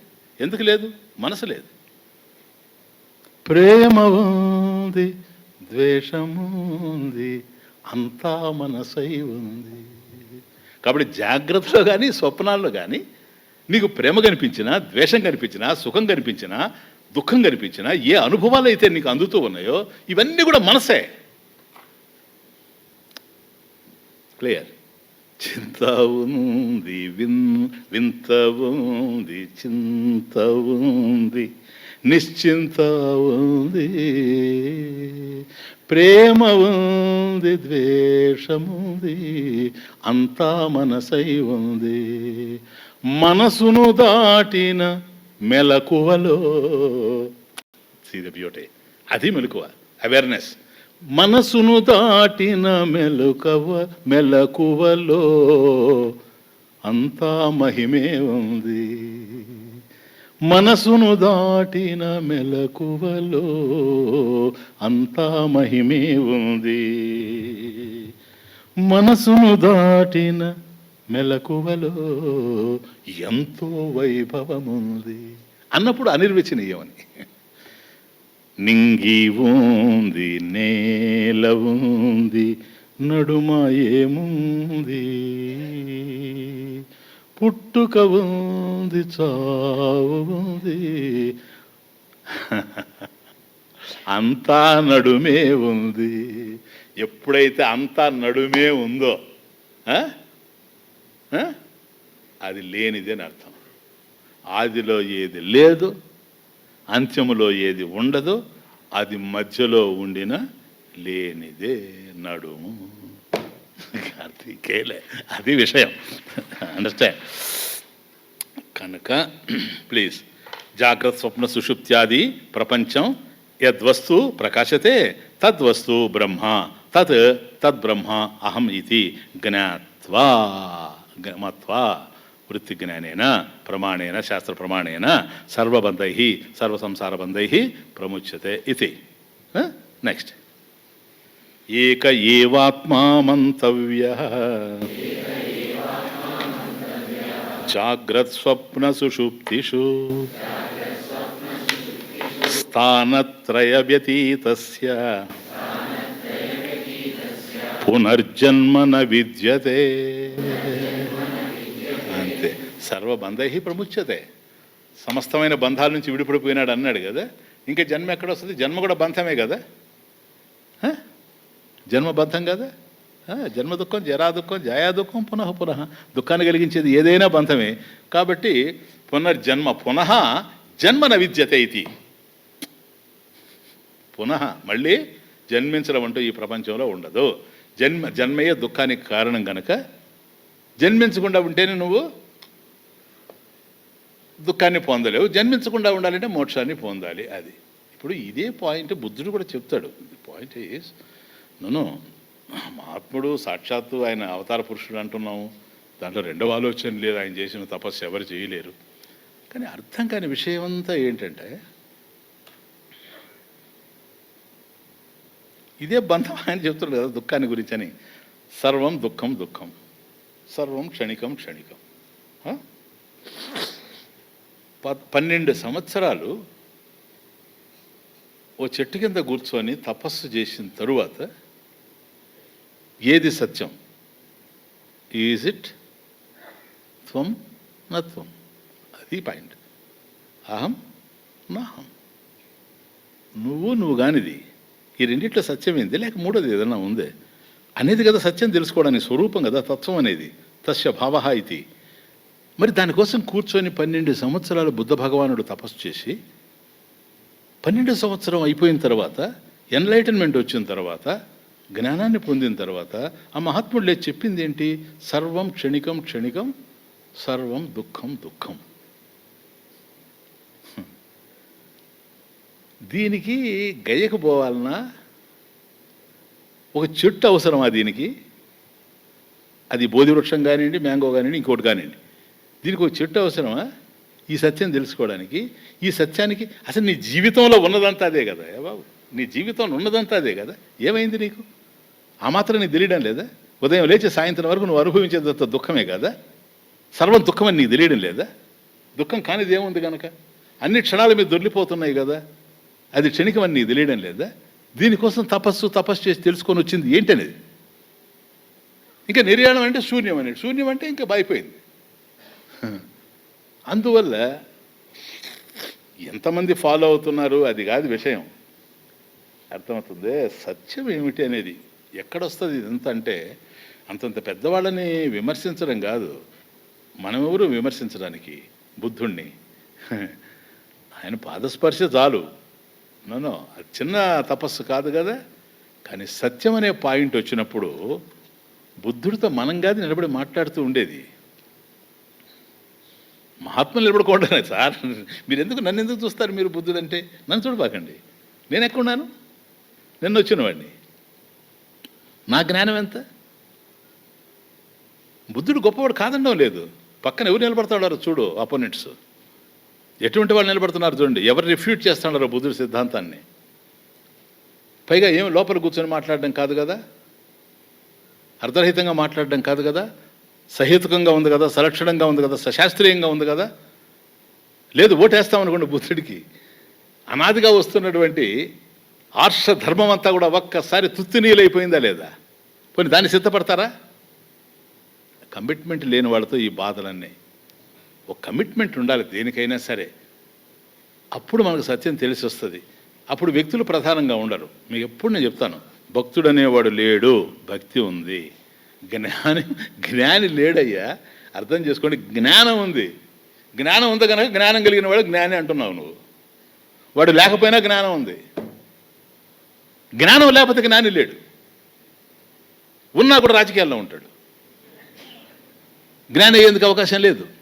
కాబట్టి జ్ఞానం కలిగిన వాడే జ్ఞాని. అండర్స్టాండ్? కాబట్టి జ్ఞాని కాదు ప్రధానం, జ్ఞానం ప్రధానం. అందువల్ల ఇప్పుడు మనకు 3 అవస్థలు ఏదైతే ఉన్నాయో అవి నత్వం. నువ్వు కానీ వాటికి విలక్షణంగా ఉండేటువంటి వాడివి నీవు. నెక్స్ట్ ఇప్పుడు కైవల్యోపనిషత్తు అయింది, కైవల్య శృతి. నెక్స్ట్ శృత్యంతరాణి అన్నాం కాదు, అనేక శృతులు. ఒకటి కైవల్య శృతి, కైవల్యోపనిషత్. ఇది అమృత బిందు ఉపనిషత్. ఈ బిందు శబ్దంతో చాలా ఉపనిషత్తులు ఉన్నాయి.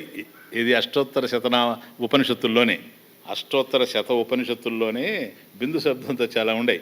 ధ్యాన బిందు ఉపనిషత్తు, జ్యోతిర్బిందు ఉపనిషత్తు, నాదబిందు ఉపనిషత్తు, ఆ 108 ఉపనిషత్తుల్లో ఇవన్నీ కూడా ఉన్నాయి. దాంట్లో అమృత బిందు ఉపనిషత్తు అనేది ఇక చిన్నది, విషయం పెద్దది. అర్థమవుతుంది? చిన్న ఉపనిషత్తే కానీ విషయం పెద్దది. అందువల్ల దాన్ని అష్టోత్తర శతోపనిషత్తుల్లో చేర్చారు. అమృత బిందు దాంట్లోది ఇది ఈ శ్లోకం. ఈ అమృత బిందు ఉపనిషత్తునే బ్రహ్మబిందు ఉపనిషత్తు అని కూడా అంటారు. గుర్తుపెట్టుకోండి, దీన్నే బ్రహ్మబిందు అని కూడా అంటారు. దీంట్లో ఏక ఏవాత్మ మంతవ్య జాగ్రత్త స్వప్న సుషుప్తిషు స్థానత్రయ వ్యతీతస్య పునర్జన్మ నవిద్యతే అని అమృత బిందు ఉపనిషత్తు చెప్తూ ఉంది. జాగ్రత్త స్వప్న సుషుప్త్యాది ప్రపంచం యత్ ప్రకాశతే తద్బ్రహ్మ అహం ఇతి జ్ఞాత్వా సర్వబంధై ప్రముచ్యతే అనేది కైవల్యోపనిషత్తు చెప్పింది. ఇక్కడ ఏక ఏవ ఆత్మ మంతవ్య జాగ్రత్త స్వప్న సుషుప్తిషు. కాబట్టి జాగ్రత్త స్వప్న సుషుప్తిషు అంటే 3 అవస్థల యందు, అవస్థాసు, అవస్థాత్రయం, జాగ్రత్త స్వప్న సుషుప్తిషు ఏక ఏవ ఆత్మ ఇది మంతవ్య. అదే ఆత్మ ఒక్కటే. జాగ్రత్త స్వప్న సుషుప్త్యాది అవస్థలు మూడిట్లో కూడాను ఒక అవస్థలో ఉన్నది మరొక అవస్థలో లేదు, కానీ ఒకే ఆత్మ ఉంది. అంటే జాగ్రత్తలో ఒక ఆత్మ, స్వప్నంలో ఒక ఆత్మ, సుషుప్తిలో ఒక ఆత్మ కాదు, ఒకే ఆత్మ. అందువల్ల మనం ఇన్వారియబుల్ ప్రెజెన్స్ అన్న, సరేనా? ఒకే ఆత్మ, మార్పు లేనిటువంటిది. ఏక ఏవ ఆత్మ, ఏక ఆత్మ ఏవ, ఏక ఏవ ఆత్మ ఇది మంతవ్య. మంతవ్య అంటే మననం చేయడం కాదు, ఇది జ్ఞాతవ్య. జ్ఞాతవ్య మనం శ్రవణ మనన నిధిధ్యాసల్లో శ్రోతవ్య, మంతవ్య, నిధిధ్యాసితవ్య అంటాం. అది కాదు ఇది. ఇక్కడ మంతవ్య అంటే జ్ఞాతవ్య, ఇది తెలుసుకోవాల్సినటువంటి అవసరం ఉంది. ఈ 3 కూడాను 3 అవస్థల్లో ఏదైతే వాటిని ప్రకాశింపజేస్తూ ఉందో, జాగ్రత్తని, స్వప్నాన్ని, సుషుప్తిని, అంటే జాగ్రత్తలో ఉండేటువంటి విశ్వడిని, విశ్వడు చూసేటువంటి జాగ్రత్త ప్రపంచాన్ని, స్వప్నంలో ఉండేటువంటి తైజస్సుడిని, తైజస్సుడు సృష్టించుకునేటువంటి స్వప్న ప్రపంచాన్ని, ఈ రెండింటిని దాటిన తర్వాత ఏదైతే ప్రాజ్ఞుడి యొక్క స్థితి, ఏది తెలియనటువంటి స్థితి ఉందో దానిని, అభావ వృత్తిని, భావరహిత స్థితిని ఏదైతే ప్రకాశింపజేస్తుందో ఈ 3 జాగ్రత్త స్వప్న సుషుప్తిషు ఏక ఏవ ఆత్మ ఇది మంతవ్య అని చెప్పి మనం ఎప్పుడు కూడాను ఇది తెలుసుకోవాల్సినటువంటి అవసరం ఉంది, తెలుసుకోవాలి. ఈ విధంగా తెలుసుకుంటే ఏం జరుగుతుంది? అవస్థాత్రయ వ్యతీతస్య, అవస్థాత్రయం జాగ్రత్త స్వప్న సుషుప్తులు అనేటువంటి 3 అవస్థలను కూడాను వ్యతీతస్య, అతీతస్య, ఈ 3 అవస్థలకు ఎవడైతే అతీతంగా పోతున్నాడో, వ్యతీతం అంటే అతీతం, అవస్థాత్రయ వ్యతీతస్య, అవస్థాత్రయ అతీత అస్య, అతనికి, జీవస్య, అట్లా 2 రకాలుగా తీసుకోవచ్చు. అవస్థాత్రయ వ్యతీతస్య అంటే అవస్థాత్రయ వ్యతీత, అతీత, జాగ్రత్త స్వప్న సుషుప్తుల్ని అధిగమించినటువంటి వాడు. అస్య అతనికి, ఎవరికి? జీవస్య, ఎవడైతే అవస్థాత్రయాన్ని అధిగమించి నేనే ఆత్మ అనేటువంటి జ్ఞానాన్ని పొందున్నాడో అస్య జీవస్య పునః జన్మ నవిద్యతే, అతనికి మళ్ళీ జన్మించేటువంటి పరిస్థితి రాదు, ఇక జన్మ లేదు అని అర్థం. అంటే ఏం తెలుసుకుంటాడు ఆయన? జ్ఞాతవ్య జాగ్రత్త స్వప్న సుషుప్తిషు ఏక ఏవ ఆత్మ మంతవ్య అన్నాడు కదా. మంతవ్య అంటే జ్ఞాతవ్య అన్నాడు, తెలుసుకోమని. ఏం తెలుసుకుంటాడు ఆత్మని? ఏనైనా అదేలే అహం ఆత్మ, దాని స్వరూపాన్ని ఏం తెలుసుకుంటాడు? అదే అదే దానికి సూటబుల్ వర్డ్ పడాలి ఎప్పుడు, సరేనా? ఆ వర్డే కదా ఒక క్యాసెట్ అయి కూర్చుంది పోయిన వారం. ఏమని తెలుసుకుంటాడు? జాగ్రత్త, స్వప్న, సుషుప్తిషు ఈ 3 అవస్థల్లో కూడా ఒక ఆత్మే ఉంది అంటే దేనికి సంబంధించింది కాదు. మూడిట్లో ఉంది కదా, మూడిట్లో ఉంది, దేంతో సంగం లేకుండా ఉంది. అసంగాత్మ, అసంగోహం, అది అహం అసంగ. జాగ్రత్త స్వప్న సుష్టాలకి నేను సంబంధించిన వాడిని కానే కాదు, వాటిని ప్రకాశింపజేసేటువంటి వాడిని కానీ, ప్రకాశింపజేసేటువంటి నేను ప్రకాశింపబడేటువంటి అవస్థత్రయానికన్నా భిన్నమైనటువంటి వాడిని కనుక అహం అసంగాత్మ. అది అసంగాత్మ అంటేనే సాక్షి, అసంగాత్మ అంటేనే సాక్షి. ఇది అమృత బిందు ఉపనిషత్. శృత్యంతరాన్ని ఇప్పటికి 2 ఉపనిషత్తులు అయినాయి. 3వది మళ్ళీ భూమి గుండ్రంగా ఉంది, కైవల్య శృతి. త్రిషుధామసు యద్భోగ్యం భోక్తా భోగశ్చ యద్భవేత్ తేభ్యో విలక్షణ సాక్షి చిన్మాత్రోహం సదాశివః. త్రిషు ధామసు, త్రిషు అవస్థాసు, 3 అవస్థల్లో, ధామం అంటే అవస్థ ఇక్కడ. త్రిషు ధామసు, త్రిషు అవస్థాసు యత్ భోగ్యం, యద్యత్ భోగ్యం, ఏదేదైతే అనుభవించబడుతూ ఉందో, దేనిని నువ్వు అనుభవిస్తూ ఉన్నావో, ఎక్కడ? త్రిషు ధామసు, అవస్థాత్రయంలో ఏ ఏ అవస్థల్లో ఏదైతే నీవు అనుభవిస్తూ ఉన్నావో, దేనిని అనుభవిస్తూ ఉన్నావో, యద్యత్ భోగ్యం అనుభూయతే, అది భోక్త. ఆ అనుభవించేవాడు ఎవడైతే ఉన్నాడు, భోక్త, ఎంజాయర్. భోగ అనుభవ, ఎక్స్పీరియన్స్.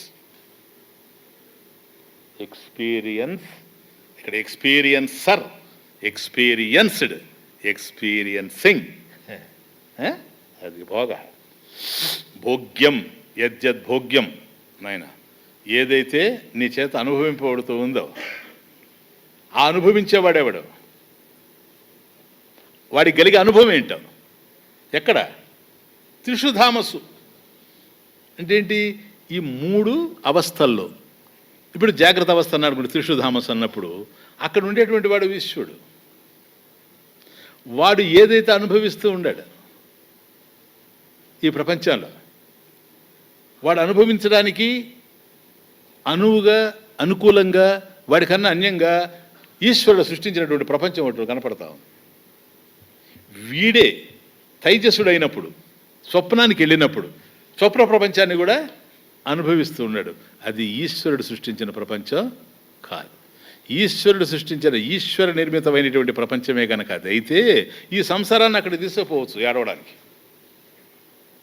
కనీసం కళ్ళలో కూడా నవ్వే అవకాశం లేదు, ఎందుకంటే వీళ్ళే వస్తారు కనుక అడిగి. అండర్స్టాండ్? దేర్ ఫోర్ అక్కడ ఉండే ప్రపంచం వేరు. అది ఎవరు సృష్టించారు సార్? తమరే సార్. స్వమాయయా కల్పిత జీవలోకే. అది ఈశ్వరలోకం కాదు, అది జీవలోకం నువ్వు తయారు చేసుకున్నది. జాగ్రత్తావస్థాయాం యద్ దృశ్యం యద్ శృతం తజ్జనిత వాసనయ నిద్రాసమయే యత్ ప్రపంచ ప్రతీయతే సా స్వప్నావస్థ.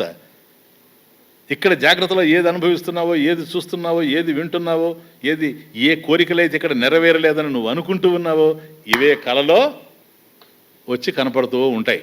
కాబట్టి అది ఎవడో తయారు చేసుకుంది కాదు, కేవలం నీ కపోల కల్పితం, నువ్వు మనసుతో తయారు చేసుకున్నటువంటిది.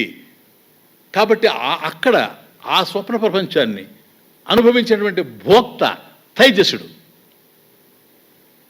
విశ్వడు తైజసుడు కాదు, అర్థమవుతుంది? తైజసుడు విశ్వడు కాదు. వీడిది వాడికి తెలియదు, వాడిది వీడికి తెలియదు. ఇద్దరిని ప్రకాశింపజేసేవాడికి తెలుసు. క్లియర్? ఎందుకని తైజసుడు విశ్వడుగా లేడు విశ్వంలో ఉండేటువంటి వాడు స్వప్నంలో లేడు. కానీ వీళ్ళిద్దరు అక్కడ ఉంటే వాళ్ళిద్దరిని ప్రకాశింపజేసేటువంటి చైతన్యం మాత్రం ఇక్కడ అక్కడ ఉంది. అది అహం స్వరూపం, చైతన్య స్వరూపం. కాబట్టి భోగ అనుభవం ఏదైతే ఉందో యద్భవేత్, యద్భవేత్, యత్ భవేత్ ఏకం వస్తు భవేత్. ఆ మూడింటిని ఏది అనుభవించేవాడు, అనుభవించబడేది, అనుభవము అనేది ఏదైతే ఉందో ఆ మూడిటిగా ఆధారమైంది ఏదైతే ఉందో అది ఒకటే, అదే ఒకటే. కాబట్టి తేభ్యః స్థానత్రయాత్ అవస్థాత్రయాత్ తేభ్యః ఆ మూడు అవస్థలకి విలక్షణ. కాబట్టి ఆ మూడింటిని తెలుసుకునేటువంటి ఏకవస్తువు ఏదైతే ఉందో తేభ్యః ఆ మూడు అవస్థలకి విలక్షణ, ఇండిఫరెంట్. వాటిలో ఎక్కడ సంగత్వం లేదు దీనికి. కాబట్టి జాగ్రత్త. ఆ ప్రపంచంలో ఏదైతే భోగ్యమో, ఎవడైతే భోక్తనో, వాడు అనుభవించే భోగం ఏదో, ఇది స్వప్నావస్థలో భోక్త వేరే, భోగ్యం వేరే, భోగ వేరే కదా. సుషుప్త అవస్థలో ఈ మూడు లేవు. కానీ ఈ మూడింటిని ప్రకాశింపజేసేవాడు మూడింటిని ప్రకాశింపజేస్తున్నాడు. ఒక అవస్థ, రెండవ అవస్థ అవకాశం లేదు. కానీ తాను మాత్రం మూడు అవస్థలో ఉండడం వల్లనే మూడింటిని ప్రకాశింపజేస్తున్నాడు కనుక తేభ్యః స్థానత్రయాత్ అవస్థాత్రయాత్ ఆ మూడు అవస్థల కంటే కూడాను విలక్షణ. తను సాక్షి మాత్రంగా ఉన్నాడు. ఎందుకని? అవి ఉంటే తానున్నాడు, అవి లేకపోయినా తాను ఉంటాడు గనక సాక్షి. నిషేధావధి, వాటినన్నిటిని నిషేధించిన తర్వాత కూడా తాను ఉన్నాడు గనక నిషేధావధి సాక్షి. తేభ్యః విలక్షణ సాక్షి. చూసారా, సాక్షి ఏంటి? సాక్షాత్ ఈక్షతే. నాయన ఇప్పుడు ఏదన్నా మనం చూడాలనుకోండి, ఒక స్వామీజీ అలా చూడండి, అతన్ని చూడండి అన్నారు అనుకోండి, నేను అట్లా తిరిగితే లాభం లేదు, నా కళ్ళు ఉండాలా. చూసారా, ఇన్స్ట్రుమెంట్స్ కావాలి నాకు, ఇప్పుడు ఇంద్రియాలు కావాలా. ఎందుకని? చూడమన్నాడు గనక, చూచేది కన్ను గనక కన్ను నాకు ఉండాలి. కన్ను ఉండి లాభం లేదు నా మనసు కనుక యాబ్సెంట్ అయితే. నా మనసు ఉండాలి. కాబట్టి కన్ను మనసు ఉంటే, స్వామీజీ నేను చెప్పేది వినండి అన్నాడు అనుకోండి, వినడానికి నాకు చెవి కావాలా, మనసు కావాలి. ఇవి లేకుండా నేను ఏది చూడలేను, ఇది లేకుండా ఏది వినలేను. కానీ సాక్షి అది కాదు. సాక్షి శబ్దార్థమేది. సాక్షాత్ ఈక్షతే. దేని యొక్క అవసరం లేకుండా, దేని సహాయం లేకుండా సర్వాన్ని ఏకకాలంలో అంతటా దర్శించగలిగేది సాక్షి. సాక్షి అది లేని చోట లేదు గనక సాక్షి. ఇది తేభ్యః విలక్షణ. ఆ మూడిటికన్నా కూడాను విలక్షణమైనటువంటిది. ఎందుకని? ఆ మూడు పరిమితంగా ఉన్నాయి, ఇది పరిపూర్ణంగా తెలుస్తూ ఉంది. అవి పరిమిత జ్ఞానంతో ఉన్నాయి, ఇది పరిపూర్ణ జ్ఞానంతో ఉంది. తేభ్యః విలక్షణ సాక్షి. అదేంటది? చిన్మాత్ర చైతన్యస్వరూప. చిన్మాత్ర జ్ఞానస్వరూపం, చైతన్యస్వరూప. చిన్మాత్ర. ఆ చిన్మాత్ర ఎవరు సార్? చైతన్యస్వరూప,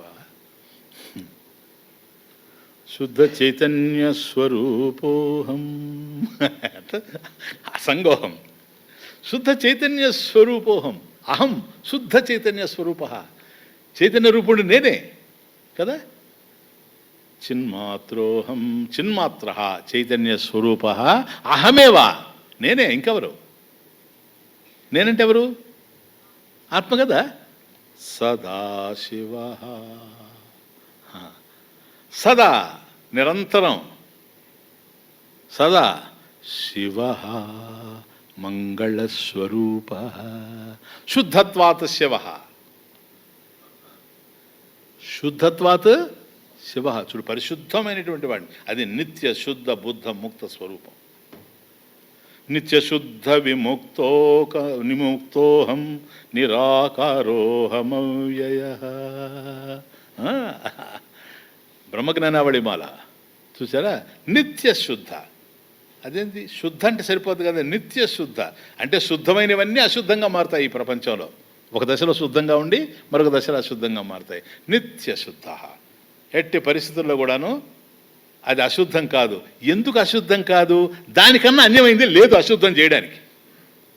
అందువల్ల శివ వెరీ ఇంపార్టెంట్. అది శివ విష్ణు సహస్రనామంలో కూడా విష్ణు సహస్రనామంలో విష్ణుదేవుడి పేరు శివ.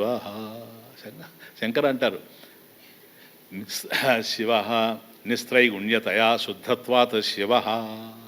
శంకర అక్కడ శివ అని ఉండదు. శంకర భాష్యం ఏంటో తెలుసా? విష్ణు సహస్రనామం మీద నిస్త్రైగుణ్యతయా, గుణాతీతుడు గనక, 3 గుణాలు లేవు గనక నిస్త్రైగుణ్యతయా, గుణాతీతుడు. అందువల్ల శుద్ధత్వాత్, గుణాలు ఉంటే, సత్వరజస్తమో గుణాలు ఉంటే మలినం అవుతుంది కదా నాయన. శుద్ధ సత్వం ఉండేటప్పుడు ఆలోచనలు చక్కగా నడుస్తాయి. రజస్సు ఉండేటప్పుడు ఉద్రేకాలు, ప్రకోపాలు ఇవన్నీ కూడా ఉంటాయి. తమస్సు వస్తే డైరెక్ట్ సుషుప్తి. కాబట్టి ఈ సత్వము అట్లాగే రజస్సు ఏదైతే ఉందో, ఈ సత్వ రజస్సులు మనకు జాగ్రత్త అవస్థలో, స్వప్నావస్థలో గోచరిస్తూ ఉంటాయి. సుషుప్తికి వెళ్ళామనుకోండి తమస్సు, ఇంకేమీ లేదు, ఆడ గడాంధకారం. నిస్త్రైగుణ్యతయా, ఈ 3 అవస్థల నుంచి విడిపడినటువంటి వాడు, 3 అవస్థల నుంచి విలక్షణ గుణత్రయ అతీత వ్యతీత. గుణత్రయానికి ఎప్పుడైతే అతీతమైపోయాడో గుణాల్లో ఉండేటువంటి అశుద్ధం దీన్ని అంటే అవకాశం లేదు. అసంగాత్మ అది ఆడ. నిస్త్రైగుణ్యతయా శుద్ధత్వాత్, పరిశుద్ధం, అది నిత్యశుద్ధం. శివ మంగళస్వరూప, అమంగళమే తెలియనటువంటి వాడు కనుక మంగళస్వరూప అని విష్ణు సహస్రనామంలో శివశబ్దానికి శంకర భాష్యం. క్లియర్. సదాశివ, ఇది చూడు మళ్ళీ ఎప్పుడైనా శివుడు కాకుండా పోతాడే, వద్దు సార్ ఆ డౌటే అవసరం లేదు. సదాశివ కో నువ్వునే, అహమేవా, నువ్వెవరు? చిన్మాత్ర చైతన్యస్వరూప అహం, అహం చైతన్యస్వరూప, అహమేవాహం అవ్యయ సదాశివ. క్లియర్. ఇప్పుడు ఆత్మ అసంగం నైనా క్రిటికల్ ఆత్మ అసంగం నిర్ణయం అయిందే. కానీ తమాష చూడండి, ఇక్కడికి వచ్చిన తర్వాత ఆ క్యాసెట్ రిలీజ్ అయ్యింది. సబ్జెక్టు సరే, ఆత్మ అసంగం నిర్ణయం అయిపోయింది కదా. భోక్తృతత్వం ఏమిటి? Very important, very very important, critical. ఇప్పుడు భోక్త ఎవరు చెప్పండి? ఎందుకని? భోక్తృతత్వ వివేచన పరాని శృత్యంతరాణి దర్శయతే అని కనెక్షన్ ఇచ్చాం.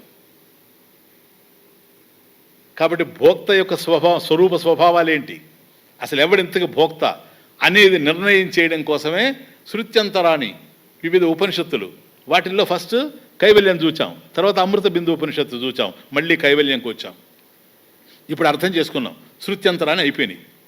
సరే, ముఖ్యమైనటువంటి ఇతర శృతులు కూడా ఏది బోధిస్తూ ఉన్నాయో ఆ బోధలు కూడా అర్థం చేసుకున్నాం. కానీ ఇప్పుడు ఏం నిర్ణయం కావాలనో తెలుసా?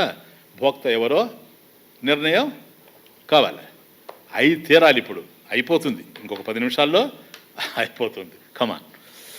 ఏవం వివేచితే తత్వే విజ్ఞానమయ శబ్దితః చిదాభాసో వికారీయః భోక్తృత్వం తస్య శిష్యతే. క్లియర్. భోక్తృత్వం తస్య శిష్యతే, తస్య తస్యైవ శిష్యతే. ఇతడండి భోక్త. క్లియర్. నేను ఒక జాగ్రత్తగానండి, ఇతడు భోక్త. భోక్తృతత్వ వివేచన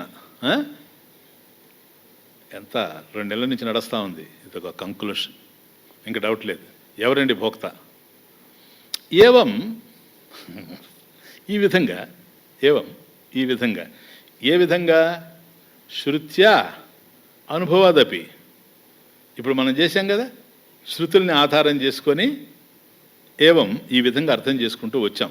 కైవల్యం ఏం చెప్తుంది, అమృత బిందు ఉపనిషత్తు ఏం చెప్తా ఉంది, అనుభవంలో నుంచి కూడా చూచాం. అటు విద్యారణ్య స్వామి అనుభవాన్ని, మన అనుభవాల్ని అన్నిటినీ జోడించి తార్కికంగా, సహితంగా, సలక్షణంగా అర్థం చేసుకుంటూ వచ్చాం. ఏవం ఈ విధంగా అర్థం చేసుకుంటూ వచ్చాం. ఏవం వివేచతే నైనా, ఏవం వివేచితే అంటే వివేచితే సతి ఇలా విచారించి చూడగా వివేచితే సతి, ఈ విధంగా వివేచన చేసి చూస్తే అని, ఏవం ఈ విధంగా శృతుల ద్వారా అనుభవాల ద్వారా వివేచితే సతి, ఇలా విచారించి చూచినప్పుడు తత్వే, తత్వే తత్వం అంటే ఏంటి? స్వరూపం కదా. తత్వే దేని తత్వం? ఆత్మతత్వే. కమాన్, ఆత్మతత్వే అంటే కూటస్థ తత్వే, కూటస్థాత్మతత్వే, స్వరూపే. అసంగ ఇది. అవునా? అది మీనింగ్ ఇంప్లైడ్ అక్కడ, జాగ్రత్తగా వినండి. ఏవం ఈ విధంగా వివేచితే సతి, ఈ విధంగా మనం విచారం ప్రారంభం చేసిన తరువాత తత్వే, ఆత్మతత్వే అంటే ఆత్మస్వరూపే. ఏం తెలిసింది మీకు? ఆత్మస్వరూపం అంతే. అసంగ ఇది, అది పాయింట్. ఏవం వివేచితే సతి తత్వే ఆత్మతత్వే ఇది, ఆత్మతత్వే ఆత్మస్వరూపే అసంగ ఇది. ఆత్మ యొక్క స్వరూపం ఏమిటంటే అసంగం అని తేలిపోయింది కదా. విజ్ఞానమయ శబ్దిత,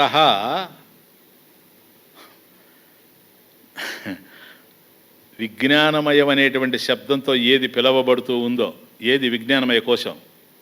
ఎవరు విజ్ఞానమయ కోశం ఉండేది? చిదాభాస కదా. విజ్ఞానమయ శబ్దిత, విజ్ఞానమయుడు అని ఎవడైతే పిలవబడుతూ ఉన్నాడో, ఏంటి విజ్ఞానమయులు? ఏం తెలుస్తుంది? అహం కర్త, అహం, మర్చిపోయినారా? అహం కర్త, అహం భోక్త కదా. ఇప్పుడు విజ్ఞానమయ శబ్దంతో తెలిసేవాడెవడు? భోక్త, అంతేనా? అహం కర్త, అహం భోక్త. విజ్ఞానమయ శబ్దిత చిదాభాస, క్లియర్. కాబట్టి అహం భోక్త, అహం కర్త అనేవాడెవడు? చిదాభాస. వికారి, వికారి వాడు మార్పు చెందేవాడు. అవునా కాదా? చిదాభాసుడు వికారే. వికారి అంటే మార్పు నాయన, చేంజ్, మార్పు చెందేవాడు కాదా? ఎట్లా చెప్తారు?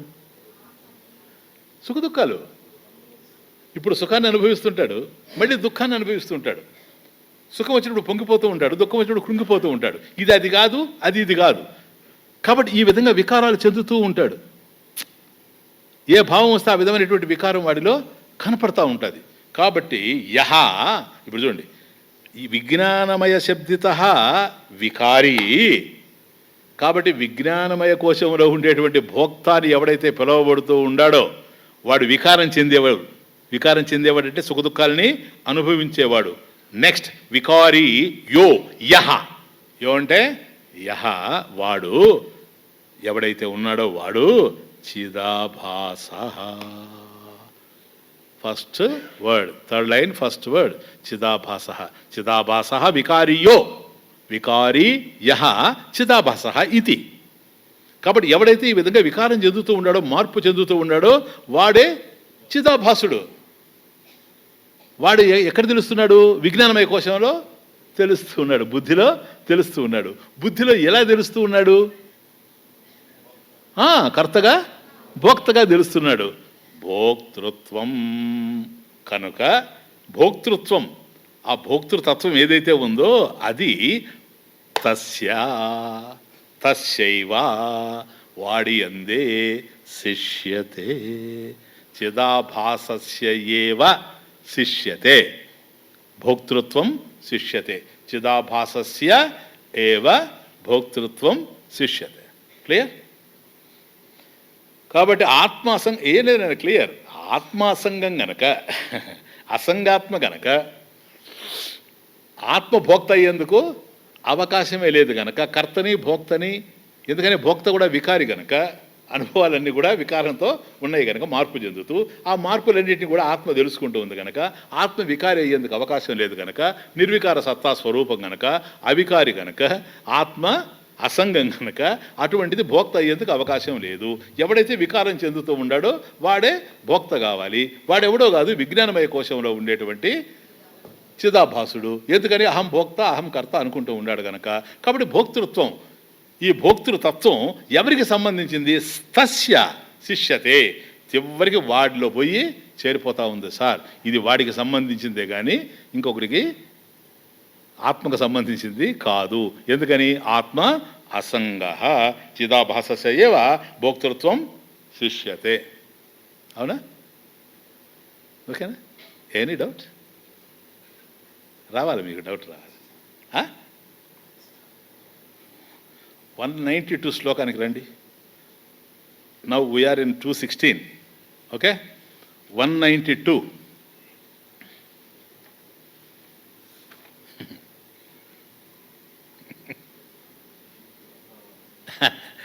వచ్చారా? జగన్మిథ్యాత్వవత్ స్వాత్మా అసంగత్వస్య సమీక్షణాత్ కస్య కామాయేతి వచః భోక్తృభావ వివక్షయా. ఇది కనెక్షన్. అర్థమవుతుంది? జగన్మిథ్యాత్వ బోధేన, జస్ట్ లిసన్, ఈ జగత్తు ఏదైతే ఉందో ఇది మిథ్య అనేటువంటి జ్ఞానం వల్ల జగన్ మిథ్యాత్వవత్ అంటే జగన్మిథ్యాత్వ బోధేన స్వాత్మ అసంగత్వస్య సమీక్షణాత్ ఆత్మనః అసంగత్వ బోధేన. అది 2 పాయింట్స్. ఏ ప్రపంచమైతే కనపడుతూ ఉందో ఇది మిథ్యాస్వరూపం కావడం వల్ల, ఆ విధమైనటువంటి బోధ మనకు అందడం వల్ల, అందిందా లేదా? ఇది మిథ్య. కాబట్టి ఇది మిథ్య అని తెలియడం వల్ల ఆత్మ ఏదైతే ఉందో ఇది అసంగమై ఉండడం వల్ల, ఏ సంగత్వం ఆత్మకి లేదు గనక అసంగ. దీన్ని సమీక్షణాత్, సమ్యక్ ఈక్షణాత్, చక్కగా దీన్ని చూడడం వల్ల కస్య కామాయ ఇది వచః భోక్తృభావ వివక్షయ. అది ఏది? ఆత్మానం చేద్ విజానీయాత్ అయమస్మితి పురుష కిమిచ్చన్ కస్య కామాయ. ఎవరి కొరకు? ఎవరి కొరకు? ఎందుకంటే జగత్తు చూస్తే మిథ్య, ఆత్మ చూస్తే అసంగం. అందువల్ల ఎవరి కోసం? కస్య కామాయ ఇతి వచః. ఎందువల్ల? భోక్తృభావ వివక్షయ. క్లియర్ వచ్చిందా లేదు ఇప్పుడు అక్కడికి? కాబట్టి కిమిచ్చన్ దేనిని ఆశించి, కస్య కామాయ ఎవరి కొరకు, ఇంత శరీరాన్ని నువ్వు కష్టపెడుతూ ఉండవని. ఇక్కడ ఏం జరుగుతూ ఉంది ఇప్పుడు చెప్పండి? భోక్తృత్వం ఆరోపితమే కానీ అది పాయింట్. అది దానికోసం నేను చూస్తున్నా, ఆ మాట కోసం చూస్తున్నా. భోక్తృత్వం ఆరోపితం. ఎందుకని? జగత్తేమో మిథ్య, ఆత్మేమో అసంగము. ఇంకా ఎక్కడి నుంచి వచ్చింది భోక్తృత్వం? ఆరోపితం. కాబట్టి భోక్తృత్వం యొక్క ఆరోపితం ఏదో అంటే ఆరోపిత భోక్తృత్వాన్ని శృతి నిషేధిస్తూ ఉంది. శృతి యాక్సెప్ట్ చేయడం లేదు, వేదాంతం యాక్సెప్ట్ చేయడం లేదు. ఎందుకని? స్వరూపం అయితే వేరే విషయం, కానీ ఆరోపం కదా. క్లియర్? అది ఇప్పుడు కనెక్షన్ చూడండి, దాని పక్క శ్లోకం. కాబట్టి భోక్తృత్వం తస్య శిష్యతే. ఇప్పుడు భోక్తృత్వం ఎక్కడికి వచ్చి ఆగింది? చిదాభాసస్యవ భోక్తృత్వం శిష్యతే. ఇప్పుడు మనం ఏమంటున్నాము? ఎక్కడుండాడయ్యా, ఇంత జగన్మిథ్య కదా, అక్కడ చెప్తే వీడికి లేదు వాడికి లేదని, మళ్ళీ ఇప్పుడు చిదాభాసుని తీసుకొని వచ్చి వీడికి అంటున్నారు. అది దట్స్ ద పాయింట్ కదా. ఆరోపితం అన్నారు, సరే, ఆరోపితం సత్యం కాదు, స్వరూపం కాదు. మరి ఇది ఏంటి? వీడి దగ్గరకు వచ్చేసి మీరు భోక్తం తేల్చారు కదా, మళ్ళీ భోక్తం తేల్చినప్పుడు వీడు సత్యం అయిపోతాడు కదా. ఎవరు? చిదాభాసుడు సత్యం అయిపోతాడు కదా, కాదా? లాజిక్ నాయనా, కదా? నన్ను ఇది కనెక్షన్. నన్ను చిదాభాసస్య భోక్తృత్వ అంగీకారే, భోక్తృత్వ అంగీకారే చిదాభాసుడే భోక్త అని గనక అంగీకరించేట్లయితే కస్య కామాయ ఇది వచః, కస్య కామాయ ఇది వచః భోక్తృ అభావ వివక్షయ. పూర్వోక్తం. ఏది? 192 పూర్వ ఉక్తం. ముందు చెప్పుండాడు కదా, భోక్త లేడు ఆరోపితమని. ఆరోపితం భోక్త లేనప్పుడు మళ్ళీ భోక్తృత్వం తస్య శిష్యతే. క్యా బాత్ హై అంటే 192లో జరిగిందిలే, మనోళ్లే కదా, వీళ్ళ జాతకాలు మనకెందుకు తెలియదు? 216 వరకు 102 ఉంటుందే. అనేమన్నా నువ్వు అనుకున్నావా అని. నై బాబా, లిసన్. మాయికోయం చిదాభాసః శ్రుతేరనుభవాదపి ఇంద్రజాలం జగత్ప్రోక్తం తదంతఃపాత్యయం యతః. Very beautiful. ఆరోపితం కదా అన్నప్పుడు మళ్ళీ ఇక్కడికి వచ్చిన తర్వాత భోక్తృత్వం తస్య శిష్యతే. మళ్ళీ చిదాభాసుడిని భోక్త చేశారు కదండి, ఆరోపితమైన దాన్ని మళ్ళీ తీసుకొచ్చి వీడిని సత్యం చేశాడు. సత్యం చేయలేదయ్యా బాబు, వీను కంక్లూడ్ చేస్తున్నావు, నీకు మళ్ళీ డౌట్ రాకుండా ఇది తెచ్చాము అంటే మళ్ళీ సబ్జెక్ట్ అయిపోయిన తర్వాత ఏదో ఒకరోజు డౌట్ వస్తుంది. అందుకే కదా మననం, సందేహ నివారణార్థం. ఇప్పుడు రాకపోవచ్చు, ఇంకొక 20 సంవత్సరాలకు వస్తుంది. అప్పుడు ఎక్కడున్నాడంటే ఎక్కడున్నాడు, శృతి మందిరం లేదు, ఆయన లేడు. అందువల్ల క్లియర్ కావడం కోసం ఇప్పుడు చెప్తున్నాడు, మాయికోయం చిదాభాసః. చిదాభాసుడు సత్యంగా సార్ విను. అయం చిదాభాసః. ఇప్పుడు భోక్తృత్వం తస్య శిష్యతే అన్నాం కదా. ఎవడైతే భోక్తని తేలిపోయిందో, అసంగమైనటువంటి ఆత్మని భోక్త అనడానికి అవకాశం లేదు కనుక, ఎవడైతే విజ్ఞానమయ శబ్దం ద్వారా అహం భోక్త అహం కర్త అని ఎవడైతే అంటూ ఉన్నాడో వాడే వికారిగా ఉన్నాడు కనుక, ఆ యహ వికారి చిదాభాసః వాడే చిదాభాసుడు కనుక భోక్తృత్వం తస్య శిష్యతే. భోక్త వాడే అంటున్నాం కదా. అయం చిదాభాసః. నువ్వు సత్యమా అదే ఇదని క్వశ్చన్ అవసరం లే. అయం చిదాభాసః. ఈ చిదాభాసుడు ఎవరు? ఇప్పుడు మేము భోక్తని డిసైడ్ చేసామే. అయం చిదాభాసః మాయికః. పో, వీడెవడో కాదు సార్, ఆరోపమే వీడో. మిథ్యాత్మకః మాయకః అంటే మాయాస్వరూపః. పో, వీడేం సత్యస్వరూపం కాదు. వీడెవడు? మాయా స్వరూపః. ఎట్లా చెప్తారు సార్? శృతేరనుభవాదపి. శృతేహే, శాస్త్రము చెబుతూ ఉంది. అనుభవాత్ అపి, అనుభవం కూడా చెబుతూ ఉంది. ఏంటి సార్ ఇంతవరకు తెచ్చి వీడిని భోక్త అని ఎగిరిపోతా చూడు. భోక్త చాలా జాగ్రత్తగా వినండి. ఏమో చాలా వెరీ ఇంపార్టెంట్ అనిపిస్తుంది నాకు ఈ క్లారిటీ. నేను ఉపనిషత్తుల్లో ఇంత క్లారిటీ చూడలేదు ఎక్కడ.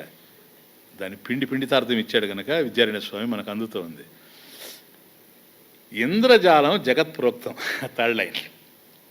జగత్, ఈ ప్రపంచం ఏదైతే ఉందో మనకు కనపడుతూ ఉందో నామరూపాత్మకమైనటువంటి ఈ దృశ్యమాన జగత్, ఇదం జగత్ ఇంద్రజాలం ప్రోక్తం.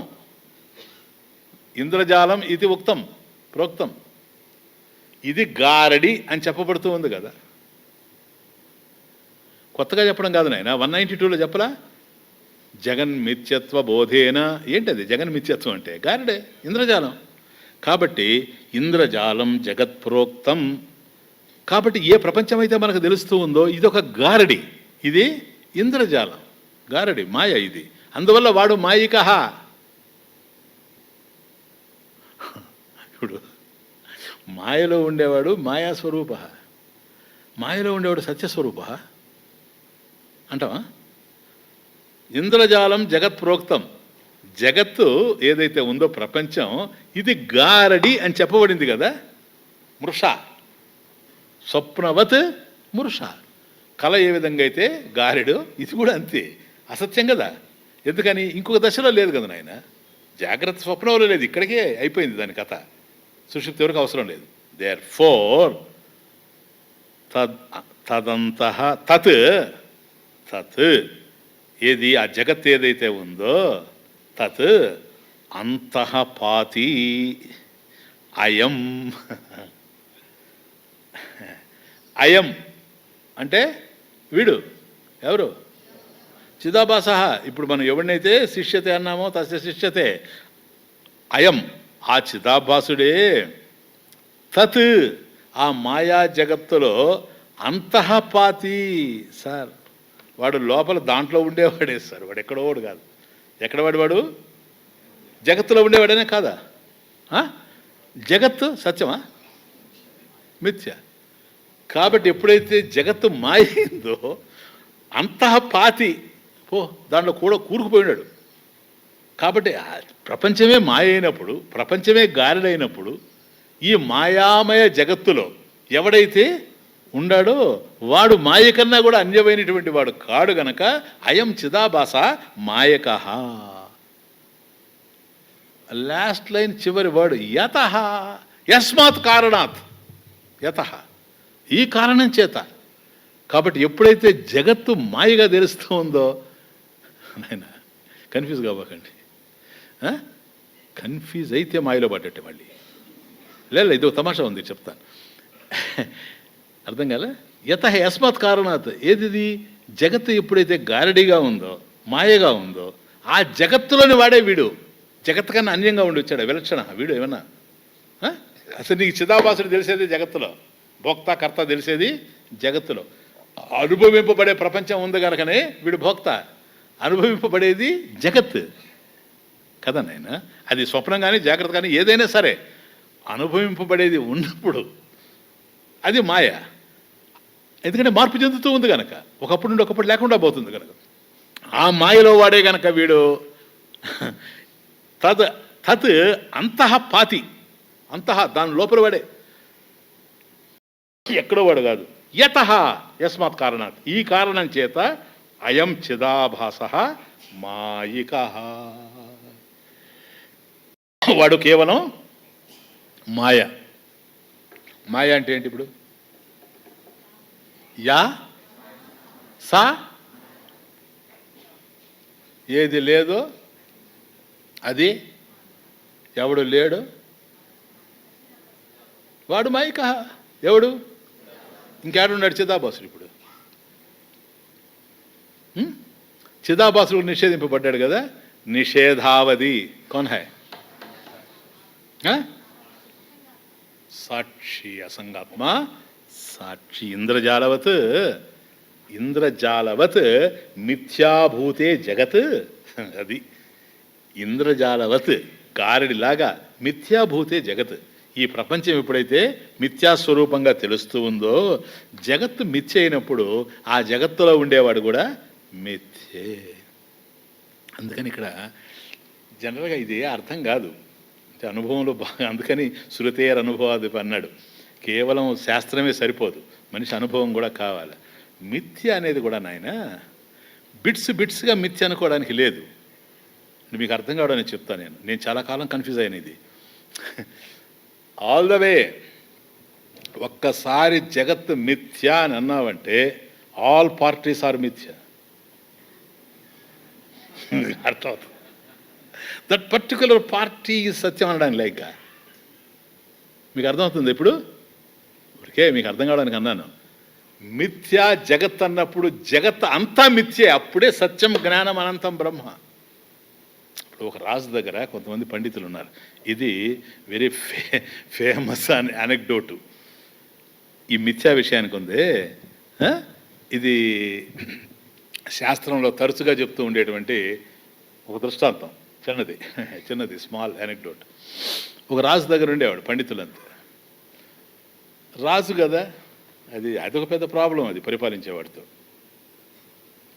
వాడికి కొన్ని ప్రత్యేకమైన ధర్మాలు, వాడికి కొన్ని ప్రత్యేకమైన ఊహలు, ఊసులాటలు ఇవన్నీ ఉంటాయి. రాజు అనే వాడి దగ్గర పండితులు ఉంటారా? శృతి మందిరానికి ఎంటర్ అయ్యాడంటే వాడు అద్వైతే ఉంటాడు. రాజు దగ్గరికి ఎంటర్ అయ్యే పండితుడు అద్వైతే ఉండడు. అందరు ఉంటారు కదా, బౌద్ధ, జైన అందరూ ఉంటాడు.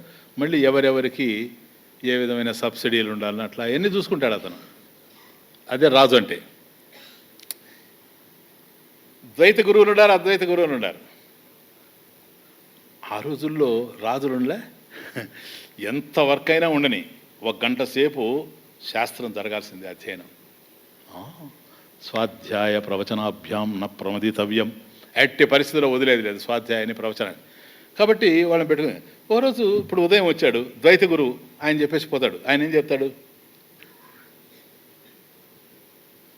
నువ్వు ఒకడివే. మై గాడ్, పోనీలేపా, ఒక్కటే, నువ్వు ఒక్కటే అన్నాడంటే మనం సంతోషపడిపోతాం. వెంటనే అంటాడు జగత్తు ఒకటే, బ్రహ్మం ఒక్కటే, 3 అయినాయి కదా. ఇంకా ఆయన ఓదరు పెట్టేసి పోతాడు. మళ్ళీ సాయంకాలం అద్వైత గురువు వచ్చాడు అనుకోండి, 3 లేనే లేవు, తేభ్యో విలక్షణ సాక్షి చిన్మాత్రహం సనాత్. ఇట్లా ఉదయం లేచిన మలుకొని ఆ రాజుకు బోధిస్తూ ఉంటే పాపం వాడు తల నిలబెట్టుకొని ఉన్నాడు ప్రజల యొక్క సంక్షేమం కోసం. కానీ వాడికి ఏ సిద్ధాంతం అర్థం కావాలని. అందువల్ల పూర్వపు రోజుల్లో చాలా పండితులైతే తప్ప రాజులు వాళ్ళకి బుర్రే ఉండేది కాదు. అర్థమైందే? ఎందుకంటే అందరి బుర్రలు వాడి బుర్రలోనే ఉంటాయి, తనదంటూ ఏది ఉండదు. ఈ ద్వైత గురువు అద్వైత గురువు. కానీ ఓ తమాషా ఏంటంటే వాళ్ళు వేటకపోతే కూడా వీళ్ళని తీసుకుపోయేవాళ్ళు ఆ రోజుల్లో. ఎందుకని? వేటాడే పరిస్థితి లేదు, యుద్ధానికి పోతే తీసుకెళ్లేవాళ్ళు, యుద్ధం చేసే పరిస్థితి లేదు. అవ కానీ ఈశావాస్యోపనిషత్తు చెప్పండి, వాడు పూర్ణమదం ఎత్తుకుంటాడు. చూడండి తమాషా, జ్ఞానం మీద అంత జ్ఞానాభిలాష ఉండేది, కాకపోతే సరైంది కాదు. ఇట్లా ఉండేది రకరకాలుగా. జనకుడు లాంటి వాళ్ళు అద్భుతమైనటువంటి శాస్త్రాన్ని అధ్యయనం చేశారు కదా, వాళ్ళు శాస్త్రాలు అందించారు కదా. అట్లా ఓ రోజు వీళ్ళు అట్లా పోతూ ఉంటే ఈ అరణ్యం మధ్యలో ఒక మదపటేనుగు కనిపించింది. అంటా ఉంది అది. ఆ గేక్కారం చూసేటప్పటికి అసలు వాడు మావిటివాడే పరిగెత్తుకుంటూ పోతా ఉన్నాడు. సార్ అది డేంజర్ సార్ అది అంటున్నాడు, వాడు వెళ్ళిపోతాడు. ఈ అద్వైతం బోధించాడు గురువు, ఆయన పక్కనే ఉన్నాడు. అయం చిదాభాస ఎక్కడున్నాడు? జగత్తులోనే కదా ఉన్నాడు. జగత్తు మాయ గనక కదా, అందుకది వీడిని మాయిక అన్నాం మనం. ఏనుగు ఎక్కడ ఉంది ఇప్పుడు? జగత్తు ఉందా? ఇంద్రజాలం కదా నాయన.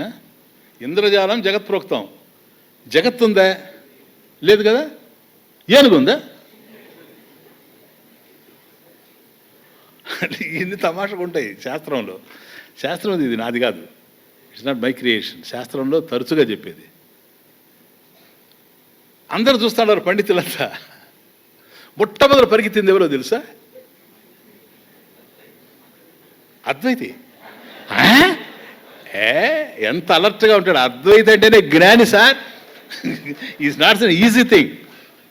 ఎవడైనా దొరుకుతాడు, అద్వైతి దొరికే ప్రశ్నే లేదు. సునిశ్చితమైన జ్ఞానం అద్వైతం అంటే.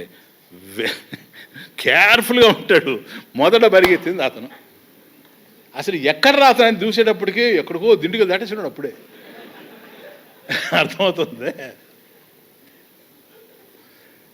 పాపం వీళ్ళు ఎట్లా ఇదినా అది పోయింది, వీళ్ళు వచ్చేసారు. ఆ దారిలో ద్వైత పండిట్ అడుగుతాడు, అయ్యా ప్రభు ఇప్పుడైనా అర్థం చేసుకోండి, ఇంద్రజాలం జగత్ ప్రోక్తం అంటున్నాడు కదా, జగత్తంతా గారిడైనప్పుడు ఏనుగు ఎక్కడుంది? జగత్తులోనే కదా. జగత్తంతా ఇంద్రజాలం అంటే మిథ్య, అసత్యం. మదపుటేనుగు మాత్రం వాడి సత్యం కాకపోతే వాడు ఎందుకు పెరుగుతాడు ఆ విధంగా? ఇప్పటికైనా మీరు అర్థం చేసుకోండి, అది వేరు మనం వేరు అని చెప్పేవాళ్ళం. మేము చెప్పేది సత్యం, కానీ ఆ శృతి మందిరాన్ని నమ్ముకోబాకయ్యా పాపం. ఏడిపించేస్తారు వాడు. నీకు ఏమీ అర్థం కాదు, అర్థమైనట్టే ఉంటుంది. దాని పేరే అద్వైతం. కొంచెం జాగ్రత్తగా ఉండు. ఈ లోపల వీళ్ళు బ్యాక్ అయ్యారు. బ్యాక్ అయ్యి సిటీకి వచ్చేస్తూ ఉండారు. అక్కడ ఉన్నాడు వీళ్ళ కోసం రిసెప్షన్ లాగా. రావయ్యా ఇది రావు దగ్గరికి వచ్చారు. అప్పుడు అన్నాడు, అయ్యా నువ్వు గొప్ప పండితుడివే, మేము కాదనడం లేదు, ఒక్క ప్రశ్న వేస్తాను సమాధానం చెప్పు. ఇంద్రజాలం జగత్ ప్రోక్తం కరెక్టేనా ఇది అని. నేనే కదండి మీకు చెప్పిందన్నమాట. కరెక్ట్ కాకపోతే ఎందుకు చెప్తానండి రాజుగారితో అందులో? అంటే ఈ ప్రపంచం గారడేనా? అవును సార్. మిథ్యానా? అవును సార్. మరి జగత్తు మిథ్య అయినప్పుడు తదంతఃపాతి ఏది? తదంతఃపాతి అయం హస్తి. ఈ ఏనుగు ఏదైతే ఉందో ఇది దాంట్లోదే కదా అని ఎవరు చెప్పారు సార్ కాదని? నువ్వెందుకు పరిగెత్తావు? అది మిథ్య అయినప్పుడు, అది మాయ అయినప్పుడు, మాయ నిన్నేం చేయదు కదా, లేనిదే కదా. లేని దాన్ని చూసి నువ్వు భయపడి ఎందుకు పరిగెత్తావు అని అడిగాడు. అందరూ ఆశ్చర్యంగా చూస్తున్నారు. ఏం చెప్తాడు? ప్రభు ఒక్క విషయం మీరు బాగా ఆలోచించండి. ఇది మాయా జగత్ అని నేను చెప్పింది వాస్తవం, ఇది గారిడే అని చెప్పింది నేను వాస్తవం. ఈ ప్రపంచంలో ఉన్నవన్నీ కూడా గారిడే, మాయలే. మాయా రూపాలే అని నేను చెప్తున్నది కూడా వాస్తవం ఇప్పటికి కూడా. మరి ఎందుకు పరిగెత్తుంది? నేను పరిగెత్తాను చూసారా, నేను పరిగెత్తడం సత్యమని మీతో చెప్పానా? క్యా బాత్ హై అద్వైత్ సార్, అద్వైతి సార్ అయితే నేను పరిగెత్తడం మై రన్నింగ్ మై రన్నింగ్ ఈజ్ ట్రూ అని నీతో చెప్పానా నేను? లేదా, ఇట్స్ వెరీ ఇంపార్టెంట్ పాయింట్. ఎందుకనంటే ఇవన్నీ మాయ అయినప్పుడు నేను పరిగెత్తింది ఎక్కడ సార్? కైలాసంలోనా? ఎక్కడ నేను పరిగెత్తింది? నో, జగత్తులో పరిగెత్తానే లేదా? నేను పరిగెత్తింది ఎక్కడ? జగత్తులో కదా. జగత్ ఏంటి? ఏనుగేంటి? నేను పరిగెత్తడం ఏంటి? నువ్వు ఎవరిని అడిగేది ఇప్పుడు?